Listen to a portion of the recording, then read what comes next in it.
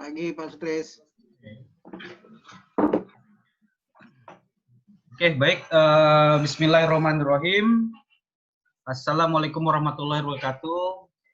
Waalaikumsalam. Selamat pagi, salam sejahtera untuk kita semua. Alhamdulillah pada pagi hari ini kita dapat bertemu pada webinar series AMPI, seri Exploring Book dengan judul 7 and 7 Statistical Tool plus 9 pembobotan untuk analisa masalah gugus mutu. Perkenalkan, saya Reza Marvis akan bertindak sebagai host hari ini dari jam 10 sampai jam 12 siang hari ini. Webinar pagi ini akan diisi langsung oleh Bapak Sutrisno Atmadi dan dimoderatori oleh Bapak Irmam Arnia. Sebelum kita mulai, kami akan membacakan agenda hari ini dan beberapa peraturan tata tertib untuk acara hari ini. Baik, untuk agenda kita akan mulai dengan pembukaan dan doa, selanjutnya 60 menit oleh pemaparan materi dipandu oleh moderator. Selanjutnya dilanjutkan dengan 40 menit diskusi dan tanya jawab. Sisanya akan kami tutup dengan kesimpulan dan doa. Untuk tata tertib webinar series AMPI hari ini, peserta diharapkan menggunakan nama lengkap di aplikasi Zoom.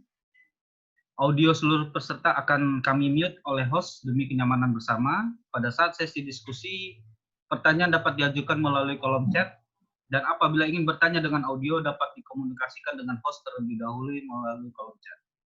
Seluruh materi, e-materi, video dapat diunduh melalui QR Code atau link di bawah ini.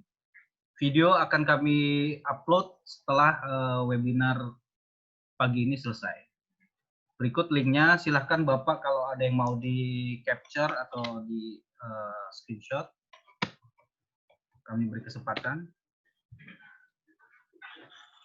Dan peserta diharapkan mengisi link evaluasi juga di bawah ini melalui link di bawah dan QR Code-nya ada di samping. Baik, terima kasih. Sebelum kita masuk ke acara inti, ada baiknya kita awali dengan membaca doa sesuai dengan agama dan kepercayaannya masing-masing. Berdoa, kami mulai.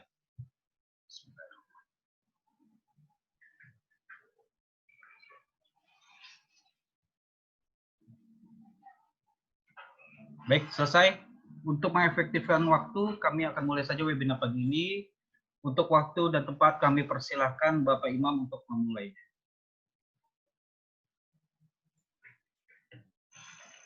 Ya baik, Assalamualaikum warahmatullahi wabarakatuh.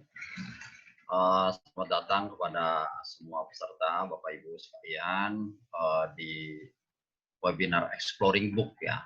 Webinar Exploring Book ini adalah merupakan Exploring Book acara yang pertama yang dipandu oleh Asosiasi Manajemen Mutu dan Produktivitas Indonesia.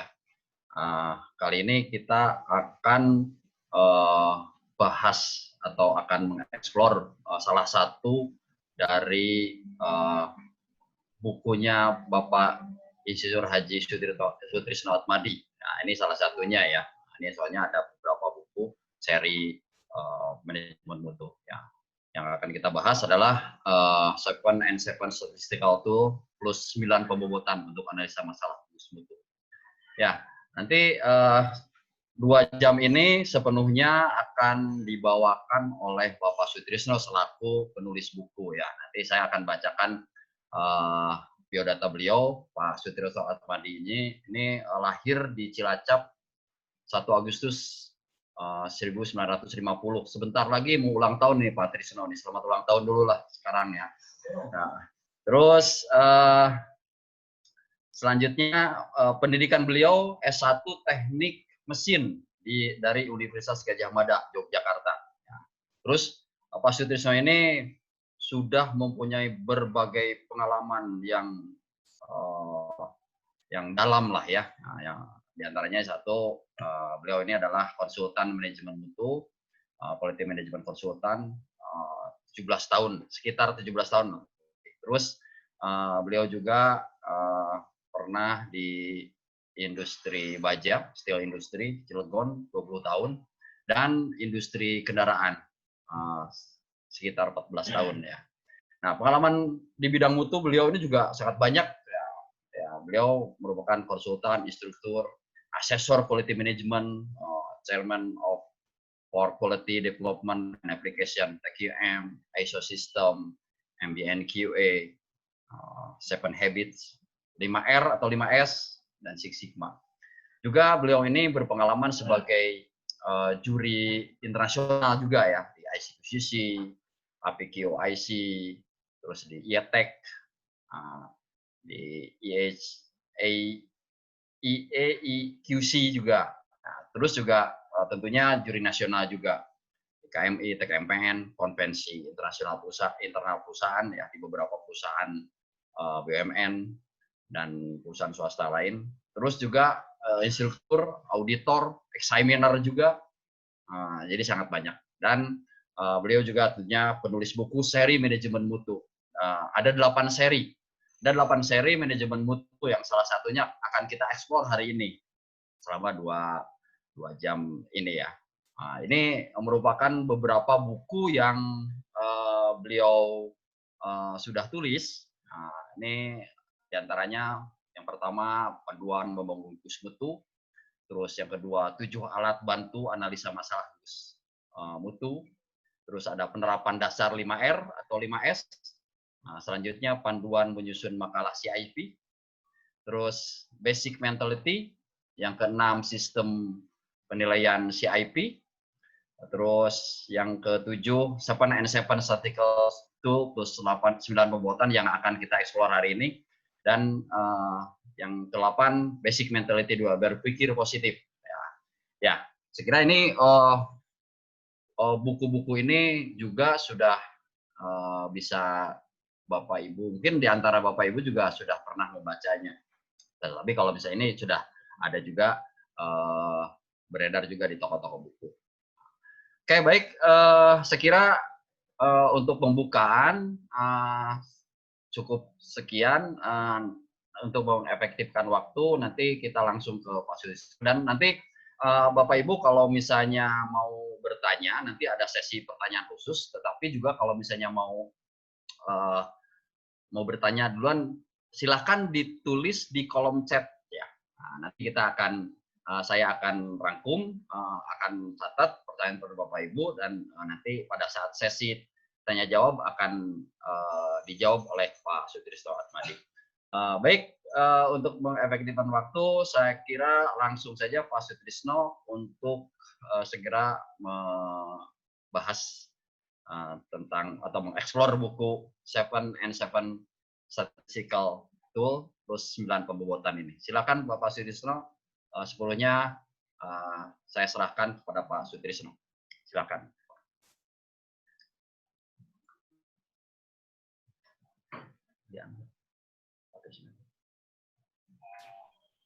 Assalamualaikum warahmatullahi wabarakatuh. Udah mau Pak Imam? Suara udah bisa? Cukup baik, Pak. Assalamualaikum warahmatullahi wabarakatuh. Terima kasih Pak Imam, terima kasih Pak Reza, terima kasih Bu Rita memfasilitasin. Saya ucapkan selamat bertemu rekan-rekan semua, bapak-bapak semua yang jauh-jauh ini. Pak Surya yang tadi pertama kali negur saya nih, Pak Surya, ada yang dari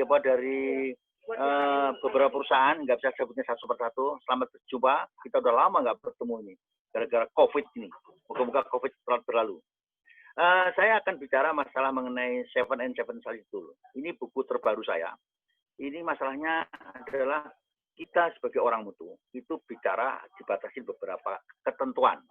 Di antara ketentuan adalah bicara dengan data, nggak boleh asal ngawur aja ngomong, ini masalahnya dan sebagainya. Nah, data itu tinggal data. Contohnya, misalnya saya punya data, saya sebagai safety engineer, saya punya data 200 kali kecelakaan selama setahun. Bisa apa saya dengan 200 data tadi? Nggak bisa apa-apa. Lalu data itu harus diolah dengan statistik tool. Ada beberapa statistik tool, kalau saya mau sampaikan ada 100 statistik tool. Tapi sini saya akan bicara masalah 7 management tool dan 7 gugus kendali mutu tool. Termasuk ada plus 9 pembuatan. Ini saya jelaskan satu persatu. Saya jelaskan lebih detail lagi. Intinya, jadi data tinggal data, manakala tidak diolah dengan statistik tool dengan baik, itu tinggal kumpulan angka-angka saja, tidak bisa kita mungkin. Oke, saya masuk ke caption pertama. Pak Imam, tolong Pak Imam. Kendali mutu haruslah dasarnya data. Dengan data, semua bisa disampaikan dengan baik, tepat, dan akurat. Data akan tinggal rangkaian kata-kata yang tidak berarti jika tidak diolah dengan baik dan benar. Pengolahan yang dimaksudkan dengan menggunakan 7 alat kendali mutu. Ada 7 alat kendali mutu. 2 ada 7 alat manajemen mutu. Itu bedanya apa? Nanti saya sampaikan. Yang lainnya lagi, kalau kita nggak punya data, terus apa berhenti kegiatan improvement inovasi? Tidak. Kita bisa menganalisa kondisi lapangan yang banyak dikenal oleh kawan-kawan tuh yang namanya anaconda, analisa kondisi yang ada. Jadi kita datang ke lapangan, jadi apa yang terjadi? Itu bisa sebagai dasar. Yang ketiga bisa dengan kuesioner. Kuesioner itu apa? Kita bikin tanya jawab, kita bikin list pertanyaan kepada yang berkompeten. Yang kelima, ternyata itu nggak bisa semua, kita nggak boleh berhenti, harus the show must go on. Apa itu artinya? Artinya kita harus jalan terus. Di sana ada yang namanya pembobotan. Ada 9 macam. Oke, masuk ke action kedua, Pak Imam. Berikutnya, Pak Imam. Ada 100 metode statistik dengan 3 penggambaran. 3P, masih ada penggambaran, ada pemecahan, ada permasalahan. Di sana ada penggambaran dan analisa data, 33 metode analisa, 19 gagasan, ada 17 metode manajemen, ada 37. Detail ada 100 semua. Statistik tool. Nah, ini ada buku saya yang akan saya sampaikan, yang akan Bapak terima nanti, hanya belum saya sampaikan, mohon maaf. Ini bukunya. Nah, ini bukunya. Nah, nanti bawah saya baca lebih detail lagi. Selanjutnya Pak Imam. 7 alat kendali mutu. 7 alat kendali mutu. Ini yang dasar yang dipakai. Ada namanya check sheet, stratifikasi, histogram, Pareto, Ichikawa, scatter, control chart. Ini yang ciri khasnya, yang namanya 7 alat kendali mutu 7 tool itu dari 7 itu hanya 1 yang menggunakan data kualitatif. Yang 6 datanya kuantitatif, artinya terukur. Dia datanya semua terukur. Hanya 1 yang namanya diagram tulang ikan, Ichikawa diagram, itu yang pakai data yang kualitatif. Karena nggak pakai data terukur, hanya ada menurut Anda gitu. Nah, itu saya nggak mungkin menjelaskan 7-7-nya. Saya akan jelaskan salah 2 aja yang lebih detail. Tapi semua itu harus kita kuasain sebagai aktivis mutu. Karena apa? Misalnya saya ada masalah. Ini akan saya pilih masalah ini. Ditanya sama yang punya cerita, misalnya katakan atasan atau juri kalau kita ikut konvensi. Dari mana Anda memilih masalah ini? Oh, setelah saya masukin data saya kumpulin, saya masukin ke namanya diagram Pareto, ternyata masalahnya terbesar. Cara masukinnya bagaimana? Saya nggak mungkin jelaskan di sini. Nanti kalau kesempatan bisa offline kita bisa ketemu. Tapi di buku saya untuk jelas di dalam buku saya. Ada lagi misalnya, Pak ada 2 masalah. Saya milih salah satu di antara beberapa masalah ini. Kenapa dipilih yang itu? Karena masalah itu ada korelasinya dengan akibat. Ada korelasinya. Tahun dari mana? Setelah saya masukin data, saya ikut diagram yang namanya diagram scatter, itu ada kaitannya. Dan kaitannya cukup besar. 0,9% atau 0,8%. Apa artinya itu? Itu artinya kaitannya kuat. Karena saya pilih. Sekali lagi, 7 alat kendali mutu adalah cirinya, dari 7 itu hanya 1 yang menggunakan data kualitatif. Yang 6 adalah data kuantitatif. Lanjut Pak Imam.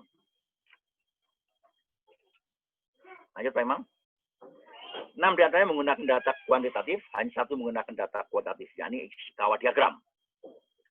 Untuk 7 ini akan saya jelaskan Ichikawa diagram dan scatter diagram. Lanjut Pak. Nah, ini diagram sebab akibat atau Ichikawa atau diagram tulang ikan. Kenapa tulang ikan? Karena bentuknya mirip tulang ikan. Kenapa Ichikawa? Karena yang mengembangkan diagram adalah Profesor Ichikawa. Atau bisa juga ada yang menyebut why analyze. Karena ada masalah itu kita tanyakan mengapa terjadi. Mengapa sampai 5 kali. Makanya namanya diagram Ichikawa, diagram sebab akibat, bisa diagram sebab akibat. Karena untuk mencari akibat penyebabnya apa, bisa disebut Ishikawa diagram, karena diagram ini pengembangnya Profesor Ishikawa, yang udah almarhum. Jadi kalau ada pertanyaan, jangan nanya ke beliau, nanya ke saya aja nanti. Yang ketiga bisa di why analyze, analisa mengapa. Bisa juga diagram tulang ikan, karena bentuknya mirip tulang ikan. Nah, dari diagram ini, katakanlah ini contohnya, ada keterlambatan suplai raw material rata 30 per hari. Keterlambatan suplai raw material. Misalnya ini. Kenapa terjadi keterlambatan suplai material? Kita lihat, kemungkinan penyebabnya itu hanya 5 dalam mutu-mutu. Tentunya mungkin metodenya, mungkin manusianya, mungkin lingkungannya, mungkin bahannya, mungkin alatnya. Dari 6 kemungkinan tadi, kita secara brainstorming, kita tanya anggota kita. Ini ada keterlambatan. Menurut Anda apa? Oh, menurut saya, kita tuliskan di sana. Oh, mungkin karena alatnya apa? Alatnya kurang bagus, alatnya rusak, alatnya dan sebagainya. Mungkin bahannya nggak sesuai dengan spek. Atau mungkin manusianya belum pernah mengerjain dengan baik mengenai logistik dan sebagainya. Saya itu kita bikin mengapa sampai 5 kali. Kalau 4 kali ketemu root cause-nya sudah akan ketemu ujungnya. Dan kita kasih bundar dalam gambar ini. Bundaran itu artinya apa? Artinya bundaran-bundaran yang dalam contoh ini ada 1, 2, 3, 4, 5. Itulah namanya root cause. Itu kita uraikan. Jadi penyebab keterlambatan suplai raw material yang rata 30 per hari, itu kemungkinan hanya 5 saja. Dari metode 2, dari manusia 1, dari alat 1, dari bahan 1. Dari lingkungan nggak ada di dalam analisa ini. Bisa saja terjadi gitu. Atau mungkin hanya 2 dari manusia atau dari alat saja. Bisa saja. Jadi artinya dalam menerapkan why analyze, itu harus betul-betul oleh orang yang berkompeten, artinya anggota gugus. Dan memberikannya secara serius. Santai, sersan. Kenapa? Karena kalau nanti dalam memberikannya itu sembarangan aja, nanti bisa nggak ketemu. Yang root cause-nya, yang akar permasalahan itu apa? Yang nggak ketemu. Itu kira-kira mengenai diagram Ishikawa. Sekali lagi, diagram Ishikawa diagram untuk melihat penyebab daripada akibat. Untuk melihat penyebab dari akibat. Tapi dalam ini namanya apa? Kualitatif. Tidak ada angkanya. Nah ini untuk itu nanti kita uji lagi. Benar nggak dari 5 akar masalah tadi ada kaitan dengan akibat? Itu mengenai diagram sebab akibat. Lanjutkan Pak Imam. Sekarang yang kedua mengenai scatter diagram. Scatter diagram adalah diagram pencar atau scatter diagram. Bisa disebut diagram pencar atau scatter diagram. Karena pada data ini nanti kalau kita gambarkan terpencar-pencar. Maka disebut diagram pencar. Bahasa sononya aslinya scatter diagram. Adalah suatu bentuk penyajian visual dari data berpasangan yang menggambarkan korelasi hubungan antara 2 variabel faktor dari kelompok data dengan kelompok data yang lain. Manfaatnya dalam meramalkan atau menyimpulkan dengan hubungan antara 2 variabel dengan mengetahui korelasi dan variabel data rekayasa perubahan variabel yang lain. Ada 2 cara. Yang satu sudah cara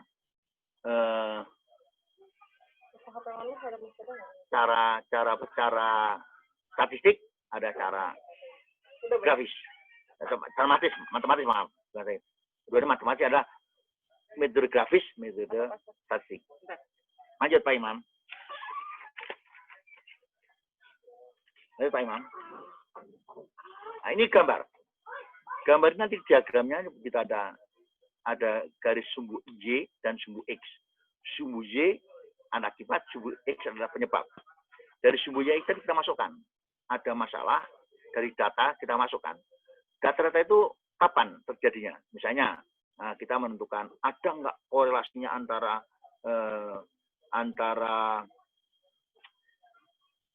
hasil penjualan dengan kedatangan SPG. SPG itu Sales Promotion Growth. Jadi ada kaitannya nggak? Secara umum orang akan jawab, wah ada Pak. Namanya kalau banyak datang SPG, penjualan banyak. Logikanya begitu. Tapi kenyataannya sudah tidak begitu. Untuk itu kita jangan pakai opini, harus pakai data. Nah dari data ini dituliskan dalam satu tabel. Tabelnya nggak saya di sini, dalam buku saya ada tabelnya. Nanti ada kedatangan 5 kali, penjualan 5 juta, terus kali sekian juta dan sebagainya. Data itu nanti dimasukkan ke dalam grafik ini. Y itu adalah kunjungan, berapa kali kunjungan, dari 0 sampai katakanlah 50, X adalah penjualan, dari 0 sampai katakanlah 50 juta. Jadi angka-angka itu nanti dari tabel grafik grafik regresi, grafik diagram scatter ini, kita masukkan data di 1, 2, 3, 4, 5, 6. Akan terpecah-pecah datanya itu. Ada yang penjualan tinggi, hasilnya rendah, dan sebagainya. Setelah kita kumpulkan nanti, secara matematis, kita hitung. Ada rumusnya. Rumusnya di dalam buku saya ada, nggak saya masukkan di sini karena waktunya. Nah, dari rumusnya nanti akan ketemu. Oh, ternyata ada 2 titik. Titik 1 dan titik 2. Di gambar itu ada titik hitam itu. Itu kita sambungkan. Jadi artinya garisnya itu seperti garis merah itu. Garis regresi. Maknanya apa? Maknanya dengan garis regresi itu kita nggak usah ngitung satu-satu.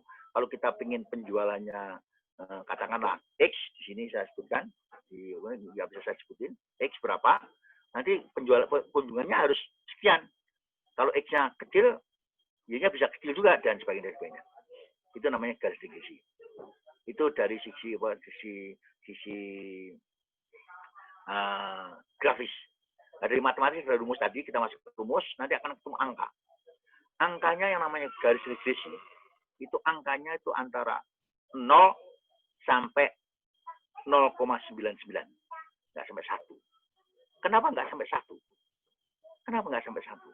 Karena kalau 1 itu mutlak. Mutlak artinya, berarti kalau ada kunjungan, 100, penjualan sekian, dan sebagainya, angkanya itu garis lurus gitu. Nah, itu tidak terjadi. Nah, angkanya berapa? Angkanya itu ada atas 0,65%. Itu sudah dianggap ada korelasi positif. Jadi yang kita pilih dari jauh-jauh ini, mana yang tertinggi kita pilih. Kembali ke tadi rumus diagram Pareto, itu dari beberapa angka tadi, beberapa kos dari katakan 5, kita bikin garis regresi, gambar grafik ini 5 biji. Makanya dalam kenyataannya nanti pada saat kita membuat diagram Pareto, itu rumusnya jangan banyak-banyak. Berarti ngarang lagi banyak-banyaknya. Karena apa? Itu harus kita buktikan dari 5 rumus kemungkinan tadi yang nggak pakai data, itu ada nggak korelasinya? Dari mana tahunya? Dengan scatter diagram. Kalau angkanya di atas 0,65, R-nya 0,65, itu berarti ada korelasi positif. Nah, tapi dari semua positif, mana yang tertinggi? Yang paling tinggi lah kita ambil. Berarti ini masalahnya tertinggi. Artinya kalau tadi ada ada tulang ikan, ada nomor 1 tertinggi, ya udah kita share nomor tinggi. Yang lainnya lupakan dulu. Maksudnya lupakan dulu itu sebentar, lupakan dulu, kita ngerjain yang prioritas dulu. Kan dalam ilmu mutu kan namanya skala prioritas. Jadi kita jangan ngerjain yang banyak-banyak, yang remeh-temeh, tapi ngerjain yang prioritasnya tinggi supaya hasilnya optimal. Lanjut Pak Imam. Sekarang saya masuk yang kedua, yang namanya 7 alat manajemen mutu. Ini New 7 Tool atau 7 Management Tool adalah strategi yang menggunakan data kualitatif. Hanya 1 dari 7 data, 7 strategi ini yang menggunakan data terukur, data kuantitatif, yaitu yang namanya arrow diagram panah. Artinya data yang datanya tidak terukur, datanya semua datanya data kualitatif, bukan tidak terukur, artinya kualitatif datanya. Ya ada relation diagram hubungan, afinitas metode, kualitas jiro, metrik diagram metrik, arrow diagram panah, tree diagram pohon, data metrik analisa data metrik, PDCPC, program proses decision program chart. Lanjut Pak Imam.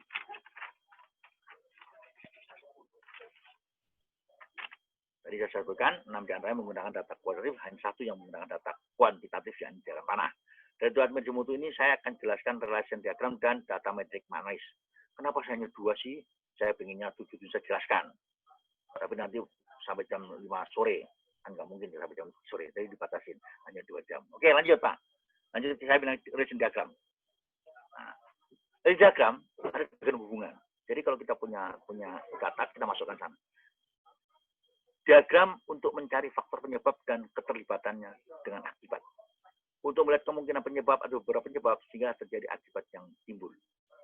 Jadi relation diagram itu two line, metodenya agak sama, tapi berbeda dengan diagram tulang ikan Ichikawa. Tapi namanya relation diagram. Jadi misalnya ada keterlambatan. Kenapa bisa terlambat?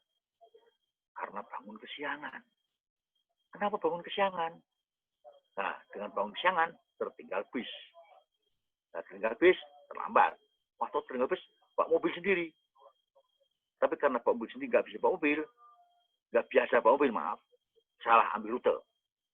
Nah, karena salah ambil rute, lalu lintas macet, ketemu macet, sehingga terlambat. Atau salah ambil rute, ketemu perbaikan jalan, sehingga macet.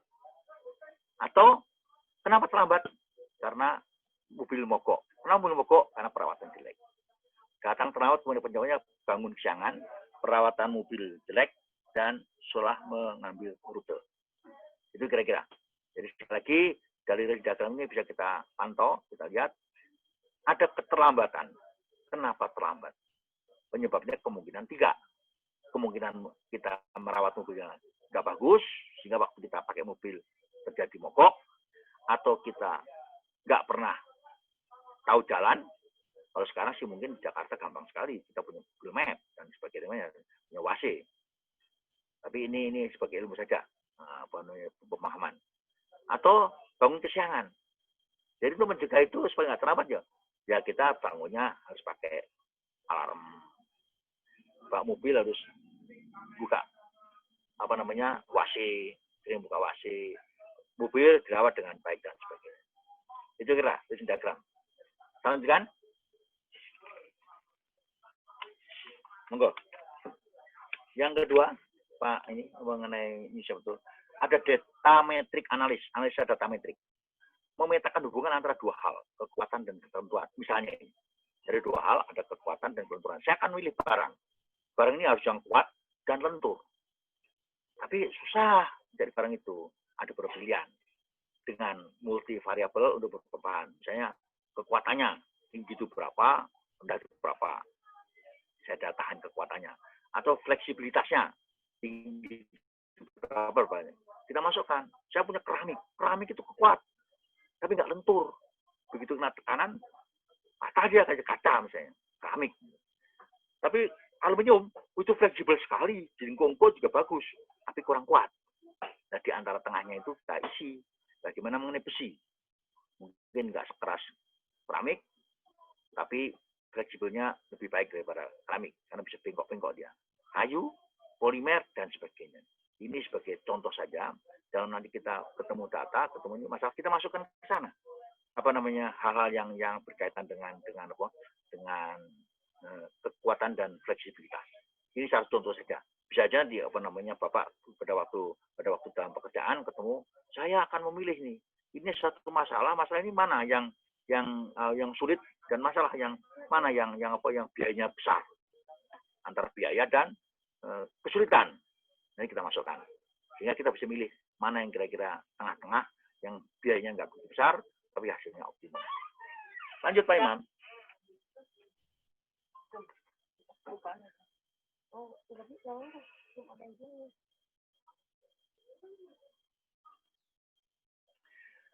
Analisa kondisi lapangan tadi. Kita nggak punya data. Terus apa yang kita harus melihat kondisi lapangan? Kita diharuskan meninjau atau melihat kondisi yang sebenarnya terjadi di field. Bagaimana penyimpangan baca masalah yang bisa terjadi. Pelaksana, cara melakukan, materi yang dipakai, mesin yang digunakan, lingkungan tempat kerja, lokasi, waktu. Jadi hal-hal ini kita bisa rangkum sehingga kita akan tahu, kondisi lapangan itu penyebabnya karena orangnya, karena lingkungannya dan sebagainya. Jadi sekali lagi, jadi kalau kita nggak punya data ini, kita bisa pakai analisa kondisi lapangan. Kita diharuskan meninjau atau melihat kondisi yang sebenarnya terjadi di field. Bagaimana penyimpangan bisa terjadi. Sekali lagi, ada beberapa kita kumpulkan. Jadi sekali lagi ini yang sering terkenal di dalam pelaksanaan ilmu tanda namanya anaonda, analisa kondisi yang ada. Jadi yang namanya kegiatan nggak boleh berhenti, harus jalan terus. Lanjutkan Pak Imam.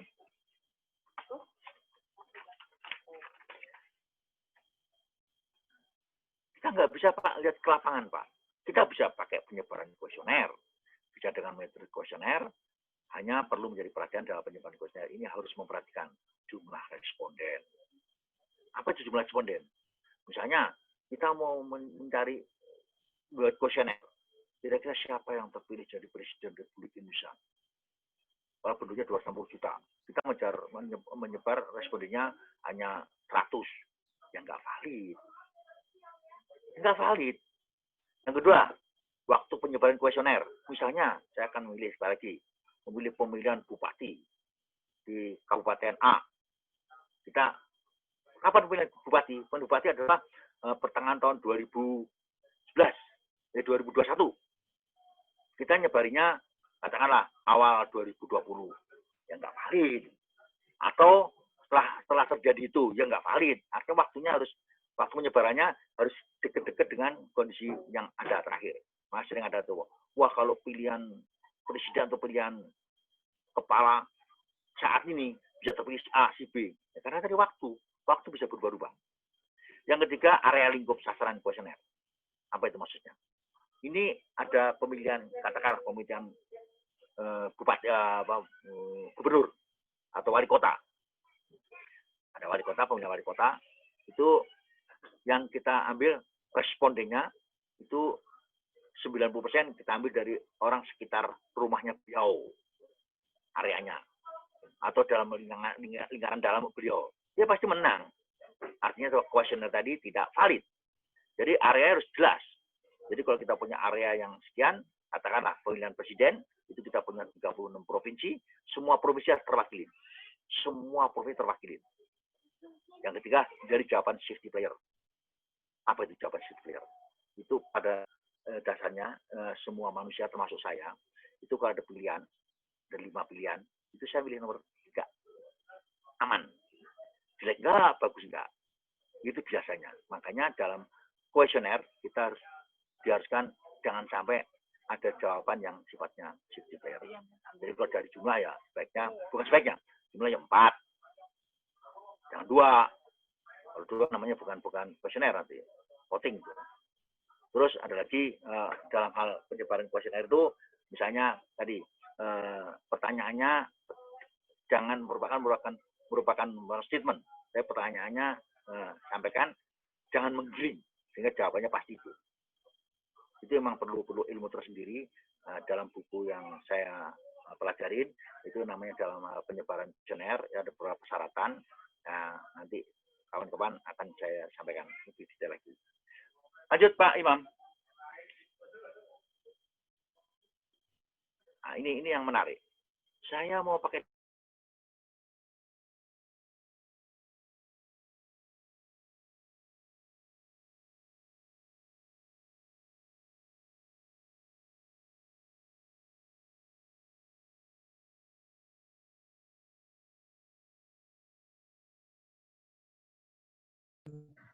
Ya, kelihatannya Pak Sutrisno jaringannya agak ada gangguan sedikit.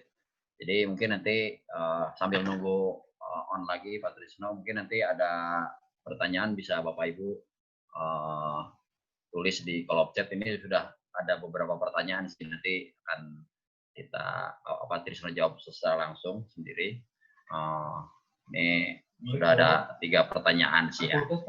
Jadi tadi dari Pak Surya ya, ada 2 pertanyaan ya, jadi juga nanti akan kita bahas setelah selesai pemaparan dari Pak Sutrisno.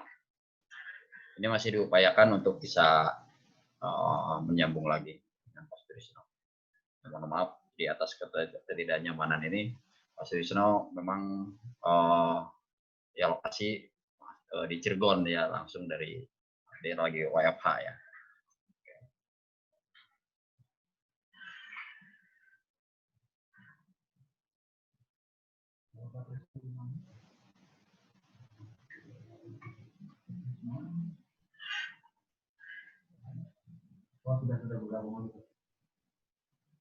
Langsung aja.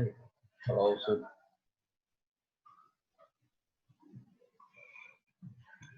Assalamualaikum Pak Trisno. Halo Pak Tris. Sudah ada.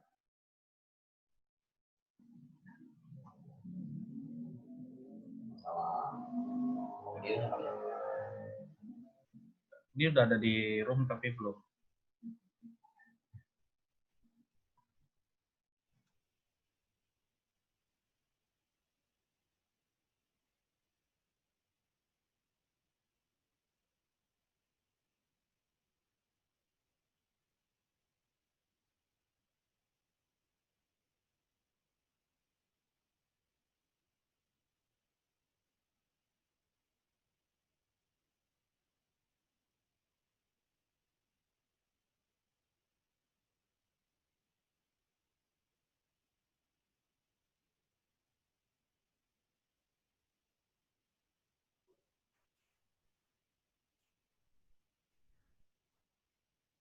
Belum ada Bapak malah.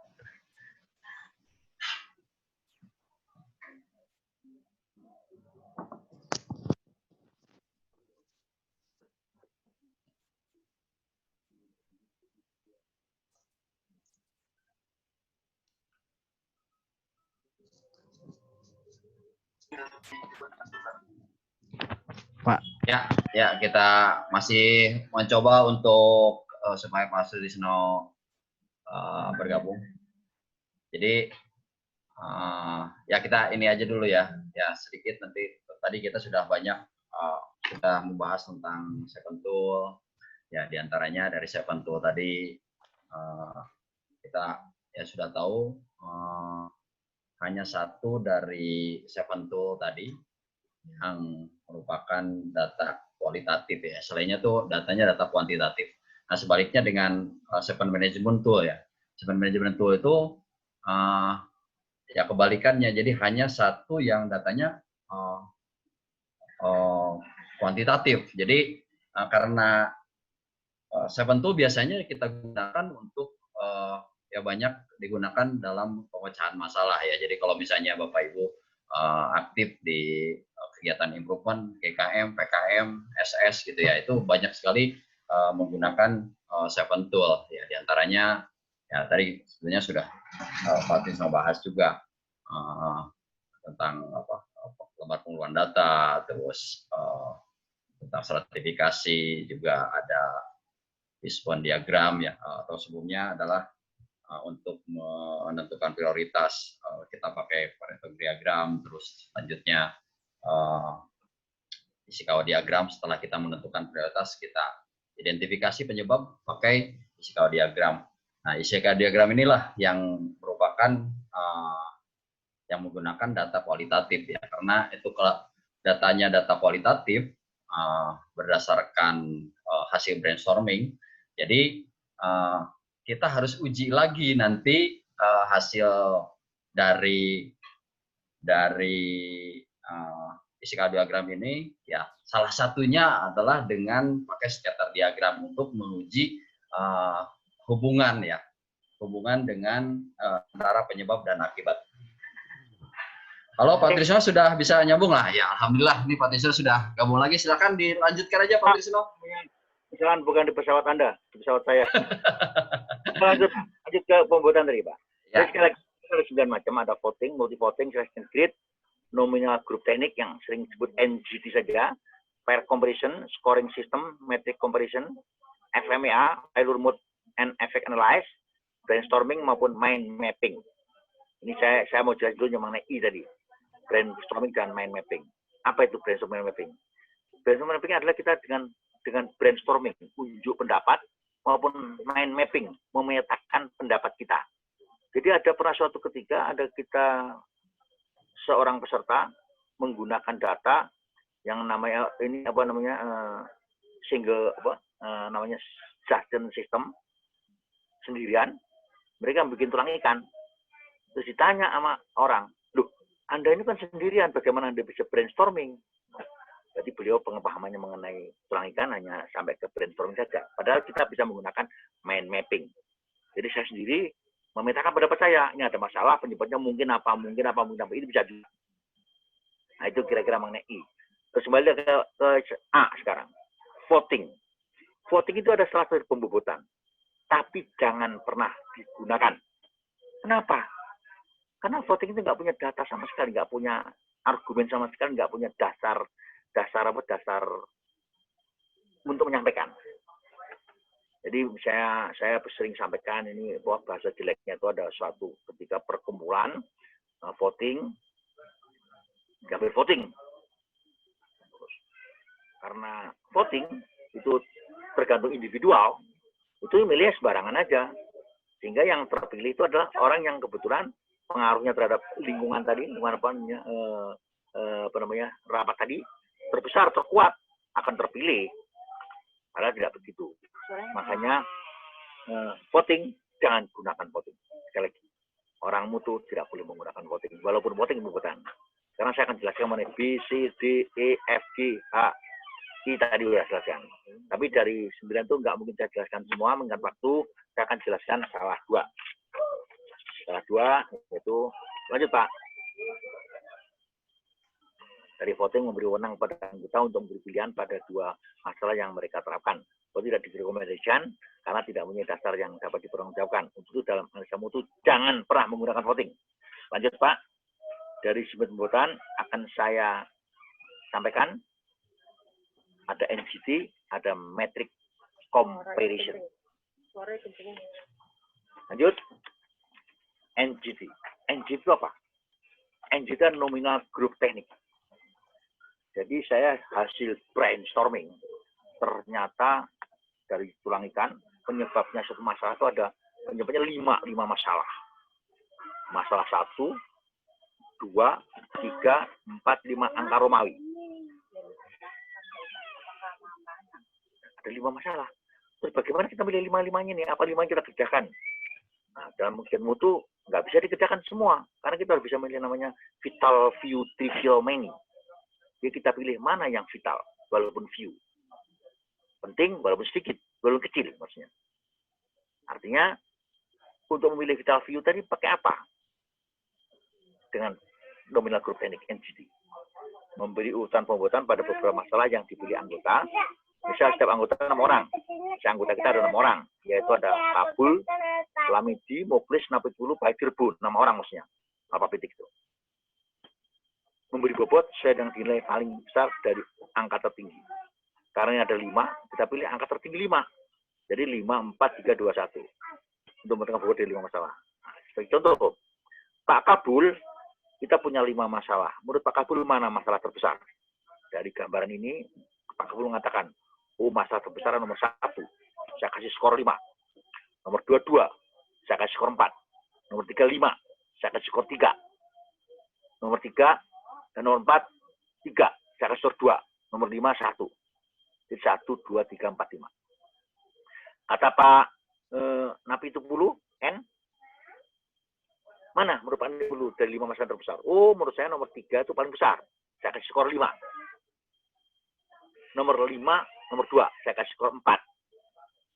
Nomor 3, nomor 2. Saya kasih skor 3.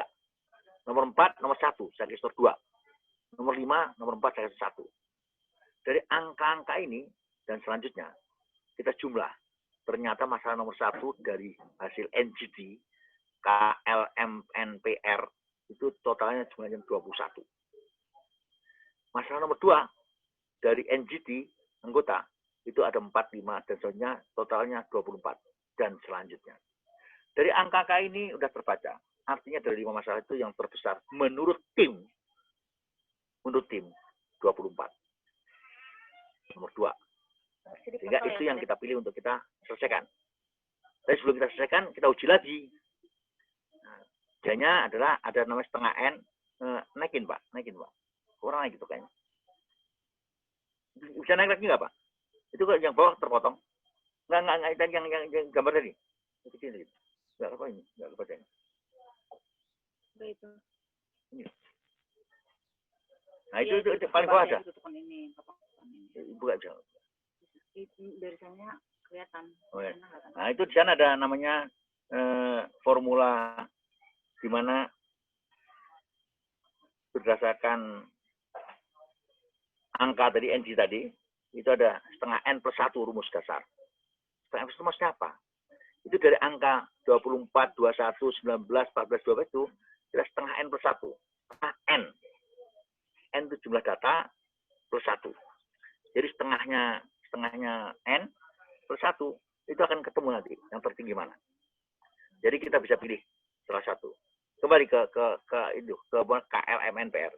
Setelah ketemu angka 24, 21, 19, 12, 14 dan 12, itu kita bisa milih mana yang akan kita selesaikan dengan NGT ini. Tapi dengan rumus tadi, rumus setengah N plus 1 tadi. Setengah N plus 1 ada hitungannya, jadi saya jelaskan, di buku saya jelaskan detailnya. Jadi artinya apa? Artinya dalam pembobotan NGT, nominal growth teknik, itu kita bisa milih salah satu dasarnya angka tertinggi dari pilihan semua anggota. Yang perlu menjadi perhatian, misalnya ini ada angkanya 24, 21, 19, 14, 21, 12. Jelas, terbesar ada 24, jelas selesaikan. Jangan pernah ada orang yang mengatakan, loh, kata Pak Nabi dulu, saya kan nggak milih terbesar itu, saya dulu kan 3 milihnya. Ternyata itu jadi pilih, ya udah urusan lain. Itu namanya kebersamaan kurang. Ya, apalagi ini misalnya ada yang di sana ada, ini kan saya milih nomor 5 misalnya. Pak Nabi itu kan nomor apa, skor kedua, kasih skor 4. Kenapa nggak dipilih? Ya bukan salah saya. Artinya beliau pundung. Dalam mutu tidak ada istilah pundung. Jadi kalau udah kesepakatan tim, ya 24 itu merupakan suara tim harus diselesaikan dengan segala konsekuensinya. Itu kira-kira. Saya lanjutkan untuk ke metric comparison. Metric comparison. Memberikan skor dengan acuan yang telah dikatakan sebelumnya berdasarkan kondisi sebenarnya. Jadi metric comparison itu pembobotan yang tadi, yang tidak ada kita pilih data, tidak punya data, tapi kita pakai tadi tanya jawab dengan orang. Jadi gini, pertama-tama kita punya 5 masalah. Katakanlah di sini masalah teknis nih, ada voltase tidak stabil, ada beban tinggi, ada fuse string trip, ada penggantian fuse, ada overcurrent. Yang kita pilih mana nih, yang paling penting mana nih kita pilih dari 5 ini? Kita nggak punya data. Tripnya berapa kali, tingginya berapa tinggi, semeter kah, 2 meter kah, fuse-nya penggantiannya berapa kali, dan sebagainya. Kita nggak punya data itu. Nah, kita bikin ratingnya. Jadi rating di sini ada yang namanya kriteria kerugian material. Kalau kerugian material itu lebih dari 10 juta, kita kasih skor 5. Kalau kerugian antara 1 sampai 10 juta, kita kasih skor 3. Kalau kurang dari 1 juta, kasih skor 1. Ini contoh saja. Ini tergantung dari kesepakatan tim untuk memberikan rating. B-nya waktu penyelesaian. Kalau lebih dari 24 jam, kita kasih skor 5. Kalau hanya 5 sampai 20 jam, 3. Kalau kurang dari 5 jam, skor 1. Tingkat kesulitan. Kalau kesulitannya itu lebih dari 30% dari standar, 30. Itu 5. Kalau antara 10-20% dari standar, itu 3. Kalau kurang dari 10% dari standar, 1. Tenaga kerja. Untuk menyelesaikan ini, kalau lebih dari 5 orang yang diperlukan untuk menyelesaikan masalah-masalah 5 ini, berarti 5 skornya. Kalau hanya 3 orang, 3. Kalau 1 orang, 1. Dari 531 kita masukkan voltase tidak stabil. Dari kerugian material, itu masuk 10 juta lebih. Tulis, 10 juta. 10 juta. Kita kasih A itu adalah 3. Dari beban tinggi. Itu menurut A, itu adalah beban tinggi 5. Dan selanjutnya. 3, 5, 1, 1, 5. B. Kita lihat B-nya apa? Waktu penyelesaian. Oh, yang pertama tadi, posisi tidak stabil. Waktu penyelesaian berapa lama? Waktu penyelesaiannya, katakanlah 15 jam. Oh, berarti 3. C. Tingkat kesulitan. Kesulitannya 3 juga, karena hanya 20%. D. Yang mengerjakan, oh, cukup 2 orang atau 3 orang. Nah, kita kasih 3. Nah, angka-angka ini kita jumlahkan. 3, 12, dan selanjutnya. Dari angka ini akan terbaca. Oh, berarti masalahnya terbesar Terbesar artinya itu dari sisi kerugian, dari sisi penyelesaian, dari sisi waktu, dari sisi tenaga kerja. Itu yang terbesar adalah overcurrent. Itu kita selesaikan. Itu namanya metric comparison, komparasi metrik. Nah, untuk membuat rating tadi, itu kesepakatan. Kesepakatan siapa? Kesepakatan anggota tim. Karena ya, ini masa-masa tim kan. Jadi yang paling tahu beliau. Kalau ngerjain penggantian fuse itu, wah, cukup 1 orang itu, ganti fuse saja kan. Itu kan nggak sulit itu. Biaya kan gampang, waktunya juga pendek. Tinggal buka covernya, pasang lagi, selesai, dan sebagainya. Artinya yang punya tim. Jangan pernah mengajak pada waktu metric comparison orang di luar tim. Katakanlah kita punya masalah di elektrik, kita ajak orang-orang keuangan. Nanti bahasa mutunya OJP, orang jelas pisan, tidak ada sambungannya. Makanya dalam hal penyelesaian, tim-tim itu orang-orang yang dalam satu tim. Itu mengenai metric comparison. Saya kira materi secara lengkap ya. Secara yang saya sajikan itu cukup sampai sini. Nah, sekarang saya akan buka tanya jawab yang supaya lebih banyak tanya jawab. Silakan Pak Imam, saya kembalikan Pak Imam. Ya, terima kasih Pak Trisno. Ya, saya kira nih pemaparan sudah cukup jelas. Nanti ada beberapa, ini sudah di kolom chat ada beberapa pertanyaan Pak Trisno nih. Jadi sudah ada 6 pertanyaan sebetulnya ini, tapi diantaranya ada beberapa, 1 orang bertanya 2 kali. Yang pertama ini dari Pak Surya nih.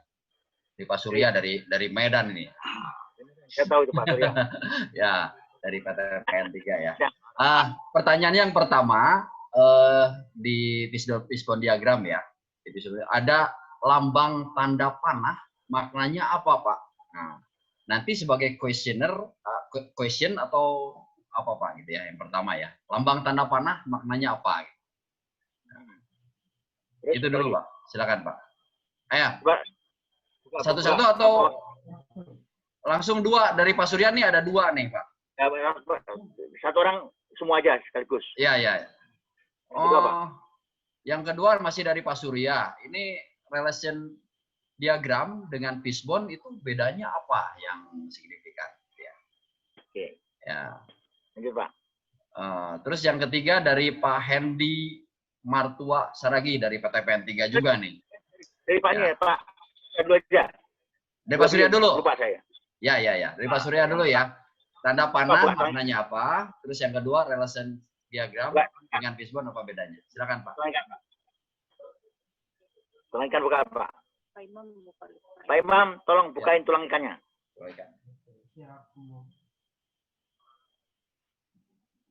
Terus. Ya. Nah, tulang ikan. Ya. Gedein Pak. Pertanyaan beliau tadi tanda panah itu maknanya apa? Jadi tadi kan saya sampaikan, ini diagram sebab akibat.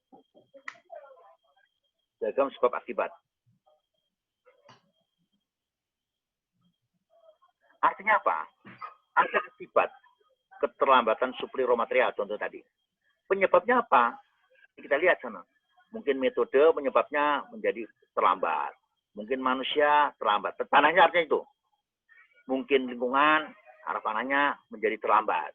Mungkin bahan menjadi terlambat. Mungkin alat menjadi terlambat. Nah, dari panah-panah tadi pertanyaan, Bu. Bacanya begini. Keterlambatan suplai raw material di balik panahnya. Penyebabnya apa? Mungkin dari manusia. Dari metode. Metode kenapa? Itu bulatan yang atas yang pertama itu mengapa? Nah, itu diterusin di gambarnya. Jadi ujung yang paling root cause yang ada gambar bundaran itu adalah ujung permasalahan namanya root cause. Root cause adanya akar masalah. Artinya apa? Keterlambatan suplai raw material dari metode itu. Jadi nanti pada waktu kita membacanya harus dibalik dari panahnya. Tapi arti pertanyaan Pak Surya, arah panah itu apa artinya? Arah panah dia menunjukkan tadi ada akibat, penyebabnya mungkin metode. Metode kenapa? Ada 3. 1, 2, 3. Yang 1 itu karena yang 1 akarnya kita lupakan. Yang 2 itu ada 3, yang 2 ada beberapa kita selesaikan di sana. Itu kira-kira.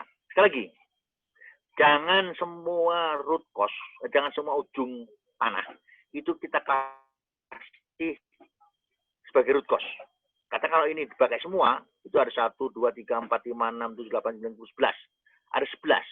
Nanti susah kita. Bukan susah. Akan ribet membuatnya yang namanya scatter diagram. Karena 11-11-nya harus kita bikin scatter diagramnya. Ada nggak korelasinya antara root cause dengan kepala ikan? Artinya dari 11 scatter diagram. Pada scatter diagram itu bukan sulit sih, tapi agak-agak sulit. Tidak agaknya 2 kali, sulitnya sekali. Agak-agak sulit. Itu buru-buru bikin 11, bikin 3, 4 aja udah agak kesulitan. Jangan-jangan nanti begitu mau bikin improvement baru sampai ke scatter diagram ini adalah langkah 2, kita udah pusing lagi. Udah nggak GKM-an lah, nggak usah inovasi-inovasian lah, kita selesaikan aja. Jangan sampai terjadi itu. Makanya tadi, itu perlu jam terbang. Jadi sering saya katakan bahwasanya yang kegiatan mutu itu seperti berenang. Berenang, apa itu berenang? Berenang itu ilmu yang gampang. Tapi kenyataan sampai sekarang banyak orang nggak bisa berenang. Kenapa? Nggak bakal nyebur ke air. Kalau bisa berenang itu gampang loh berenang itu. Kenapa gampang? Karena orang pada dasarnya itu kalau masuk ke air, itu dari berat jenisnya, itu pasti ngambang. Hanya ngambangnya supaya jangan tengkurap, supaya jangan minum air, bagaimana? Dengan berenang. Artinya apa? Kalau orang nyebur ke air pasti ngambang. Hanya supaya nggak tenggelam, nah, belajar berenang. Dan berenang itu gampang sekali. Di samping berat jenisnya kita di bawah air, juga gerakannya simpel sekali. Hanya gerakan kaki, gerakan tangan, gerakan tangan. Itu tanya kepada kawan-kawan yang bisa berenang. Maknanya apa? Maknanya kegiatan mutu harus dicoba. Dicoba. Jadi sekali lagi, ini tidak akan ketemu. Wah, susah Pak, ini tulang ikan. Iya, coba sekarang. Nanti akan ketemu, feeling kita akan ketemu. Oh, ini yang petugasnya yang ono, dan sebagainya. Lanjut Pak. Yang kedua, pertanyaan kedua. Apa tadi kedua Pak Imam? Pertanyaan kedua apa tadi? Pak Imam, pertanyaan kedua. Yang kedua ini Pak, relation diagram dengan fishbone itu bedanya apa yang mencolok? Relation diagram dan diagram ikan bedanya apa? Kalau diagram tulang ikan, itu kemungkinan penyebab itu hanya 5. Metode, manusia, lingkungan, dan alat. Itu saja. Untuk sebenarnya betul Pak ya. Tapi untuk menyelesaikan masalah yang lain bisa lebih dari 5. Tapi ini kita bicara GKM dulu, kegiatan mutu, ya inovasi. Hanya 5. Kemungkinan metode, manusia kalau nggak metodenya, manusianya, lingkungannya, bahannya atau alatnya. Itu kalau tulang ikan. Tapi kalau yang namanya relation diagram, tidak. Itu bisa beberapa banyak. Itu bidang pertama. Yang kedua, kalau penggambaran diagram akibat, itu dari 5 tadi, itu bobotnya bisa terjadi ujungnya root cause, katakanlah metode tadi yang nomor 1. Ada masalah keterlambatan karena apa metode kenapa? Ada panah, ada lingkaran. Lingkaran ini pada waktu kita bicara manusia, lingkaran ini juga di sana ada. Itu kalau namanya tulang ikan. Makanya di dalam tulang ikan juga. Kedua, kalau kita pakai relation diagram tidak bisa terjadi seperti itu. Betul ya? Jadi sekali lagi kalau Bapak nanti untuk yang udah advance, kalau pakai diagram tulang ikan banyak ketemu yang ujung kok sama ini. Ya manusia, ya metode. Terus mana yang kita selesaikan? Manusia metodenya. Itu jangan pakai diagram tulang ikan, tapi gunakan yang namanya relation diagram hubungan. Itu kira-kira Pak Imam. Lanjut Pak Imam. Pertanyaan berikutnya. Tadi Pak Sawa. Pak Imam. Pertanyaan berikutnya ada dari Pak Hendy Martua Saragi. Ini masih tetap tentang fishbone diagram. Apa bedanya fishbone diagram dengan analisis kondisi lapangan? Karena sudah sama-sama menyangkut lingkungan, mesin, prosedur, dan lain-lain. Jadi fishbone dengan analisis kondisi lapangan. Penggambaran diagram sebab akibat, diagram tulang ikan, itu tulang ikan maksudnya tadi ya, antara tulang ikan dengan anaconda, betul gitu? Ya, anaconda betul Pak. Kalau yang namanya diagram sebab akibat, itu kita lihat ada masalah penyebabnya kemungkinan apa? kemungkinan juga. Nah, kalau anaconda, kita lihat kondisi yang sebenarnya, gitu loh. Kalau tadi kan belum kondisi sebenarnya, angan-angan, ini masalah, penyebabnya apa? Misalnya kita ada listrik, kenapa masalahnya? Kan nggak bisa kelihatan. Tapi kalau dengan kondisi lapangan, ketahuan, loh, ini begitu naikin bebannya, langsung turun. Oh, berarti beberapa depan. Oh, ini begitu orang yang ngerjain si A, sering masalah. Tapi ngerjain si B, nggak ada masalah. Jadi masalah orang ini. Jadi, anak awal langsung ada di lapangan kita lihat. Itu bedanya. Tapi kalau apa namanya diagram tulang ikan, masih angan-angan. Gitu loh, Pak. Tapi kalau anaconda, analisa kondisi di lapangan, ya kondisi sebenarnya. Makanya pada waktu melihat itu harus benar-benar yang aktual di lapangan. Jadi kalau kita melihat jam operasi, pada jam operasi sebenarnya, misalnya kejadian, oh ini sering terjadi pada jam malam. Ya kira malam kita cari penyebabnya. Jangan-jangan malam itu nggak ada masalah, tapi masalahnya orang yang ngantuk gitu misalnya. Kata nggak Pak Imam ya? Ya, ya. Coba. Ya, jadi bisa mempertajam analisis dari Fishbone anaconda ini. Pertanyaan selanjutnya ini masih dari Pak Surya lagi nih Pak. Ya, ini masalah pembobotan nih kelihatannya. Kalau voting ini berdasarkan pengalaman kerja Pak ya. Jadi ya mungkin ada dasarnya dari berdasarkan pengalaman kerja. Bisa seperti itu apa ya? Voting. Kita belum menggunakan voting gitu. Ya. Ya, semua kan pengalaman kerja. Yang namanya pembobotan itu kan artinya pembobotan kita memberi bobot pada beberapa masalah. Dasarnya kan dasarnya kan pengalaman saya, apa yang saya alami. Semua dari alaman. Hanya kalau yang namanya voting itu usianya dua item. Ada masalah A dan B. Voting, milih yang mana? Di voting. Tadi, kalau ini voting tadi dasarnya nggak ada. Kadang-kadang kalau Bapak lihat contoh-contoh di tempat lain, itu ada pemilihan voting. Ada pemilihan nih, voting setuju atau tidak setuju. Wah, sambil ngantuk, sambil lihat film porno, bicara setuju. Dasarnya apa? Nggak jelas. Gitu loh, Pak. Jadi nggak bisa kita pakai voting, jangan pernah pakai voting. Jadi kenapa harus pakai voting? Kita kan bisa punya beberapa ilmu dari 9 tadi. Makanya 9 harus dikuasain. Untuk itu, makanya saya hanya diberi kesempatan jika pertemuannya 2 jam ini, ya kira cukup pendek waktunya. Nanti semua peserta akan dikirim buku oleh Pak Reza. Lebih detail. Tapi tentunya ya baca bukunya. Nanti ya, kalau kurang jelas bisa diskusi dengan BKM.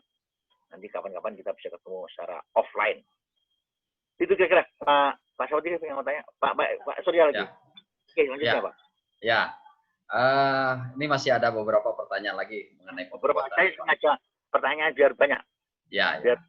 Jadi mungkin yang lain juga kalau misalnya mau bertanya lagi bisa langsung di kolom chat nanti. Ini saya ada 2 pertanyaan lagi nih yang pertama masih dari Pak Hendy lagi nih, Pak Hendy Martua lagi.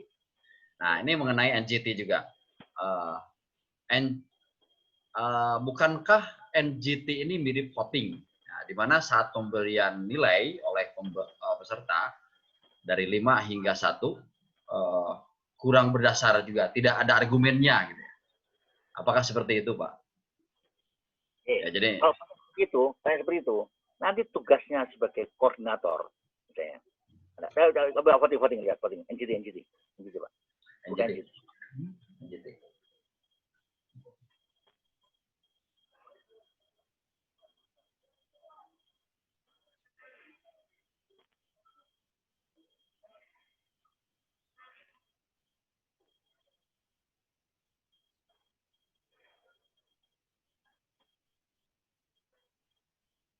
Ya, pertanyaannya kritis sekali. Bagus sekali pertanyaan ini. Nah, saya dari sekian kali ngajar hanya beberapa orang yang bertanya seperti ini. Pak, ini kan sama juga dengan voting, Pak, menentukan nilai, Pak, angka, Pak. Ya, Pak ya. Nah, nanti tugasnya Anda sebagai koordinator, Anda sebagai fasilitator, Anda sebagai juri apalagi, kita akan nanya, ini masalah yang sama. Katakanlah masalah nomor 4. Itu ada yang milih 4, Pak Lamidi, ada yang milih 1, Pak Kabul. Artinya apa? Pak Kabul menganggap nomor 1 itu nggak ada masalahnya, sehingga skornya 1. Tapi Pak Lamidi besar, walaupun nggak terbesar, 4. Bapak tanyakan aja 2 orang ini, Pak Kabul Lamidi, dasarnya apa Pak Kabul memilih 1? Kalau dasarnya nggak bisa jawab, artinya dia asal bun. Asbun pada waktu memberikan angka skor 1. Sebaliknya juga Pak Lamidi, kenapa kasih 4? Karena Asbun artinya apa? Ini batal demi hukum. Jelas Pak? Jadi beda dengan voting. Jadi kalau Pak, katakanlah Pak Mukris milih 5, 4, 2, 1, 3. Itu harus punya pertimbangan. Kenapa saya milih nomor 1 itu saya kasih skor terbesar? Karena saya kan di lapangan, Pak. Saya melihat bla bla bla bla dan sebagainya sehingga dari pengalaman dia. Artinya memberikan skor 5, 4, 3, 2, 1 kalau nyeli dipertanggungjawabkan, tidak asal bunyi. Itu kalau kita bicara urutan. Ada lagi namanya multi voting nanti pakai bukan urutan, tapi multi voting pakai namanya pakai nilai. Ada lagi di dalam buku saya seperti ini. Makanya ada 9 macam. Nah itu Bapak baca, Bapak pelajarin, semua harus dikuasai dengan baik dan benar. Jangan sampai tahunnya hanya NCT, tahunnya hanya tulang ikan, tahunnya hanya skater, sehingga semua pakai itu. Nanti bisa salah. Karena pada dalam pembukaan tadi saya sampaikan, dalam memilih tool ini kita harus pertimbangannya harus jelas. Kapan saya menggunakan scatter? Kapan saya menggunakan Pareto diagram? Kapan saya menggunakan pembuatan dan lain sebagainya? Itu kira-kira Pak. Saya kira itu jawaban saya. Silakan Pak Imam. Ya, ada pertanyaan selanjutnya Pak. Nih, udah nambah lagi nih Pak. Ya, putar saja. Selanjutnya masih NCT ini. Ya. Teknik dari Pak Didik Surya ya. NGT atau teknik nominasi berdasarkan kesepakatan grup. Ketika tidak ada kesepakatan, maka tidak bisa diteruskan atau bagaimana Pak? Yang mana ini? Yang mana ini? NGT ini ya. NGT sama dengan teknik nominasi berdasarkan kesepakatan grup. Nah, ketika tidak ada kesepakatan, maka tidak bisa diteruskan atau bagaimana? Nah, intinya kegiatan inovasi kita mulai harus ada ujungnya. The show must go on, nggak ada berhenti. Jadi pertanyaan tadi, kira-kira gini, saya membuat langkah 1. Saya menentukan masalah A.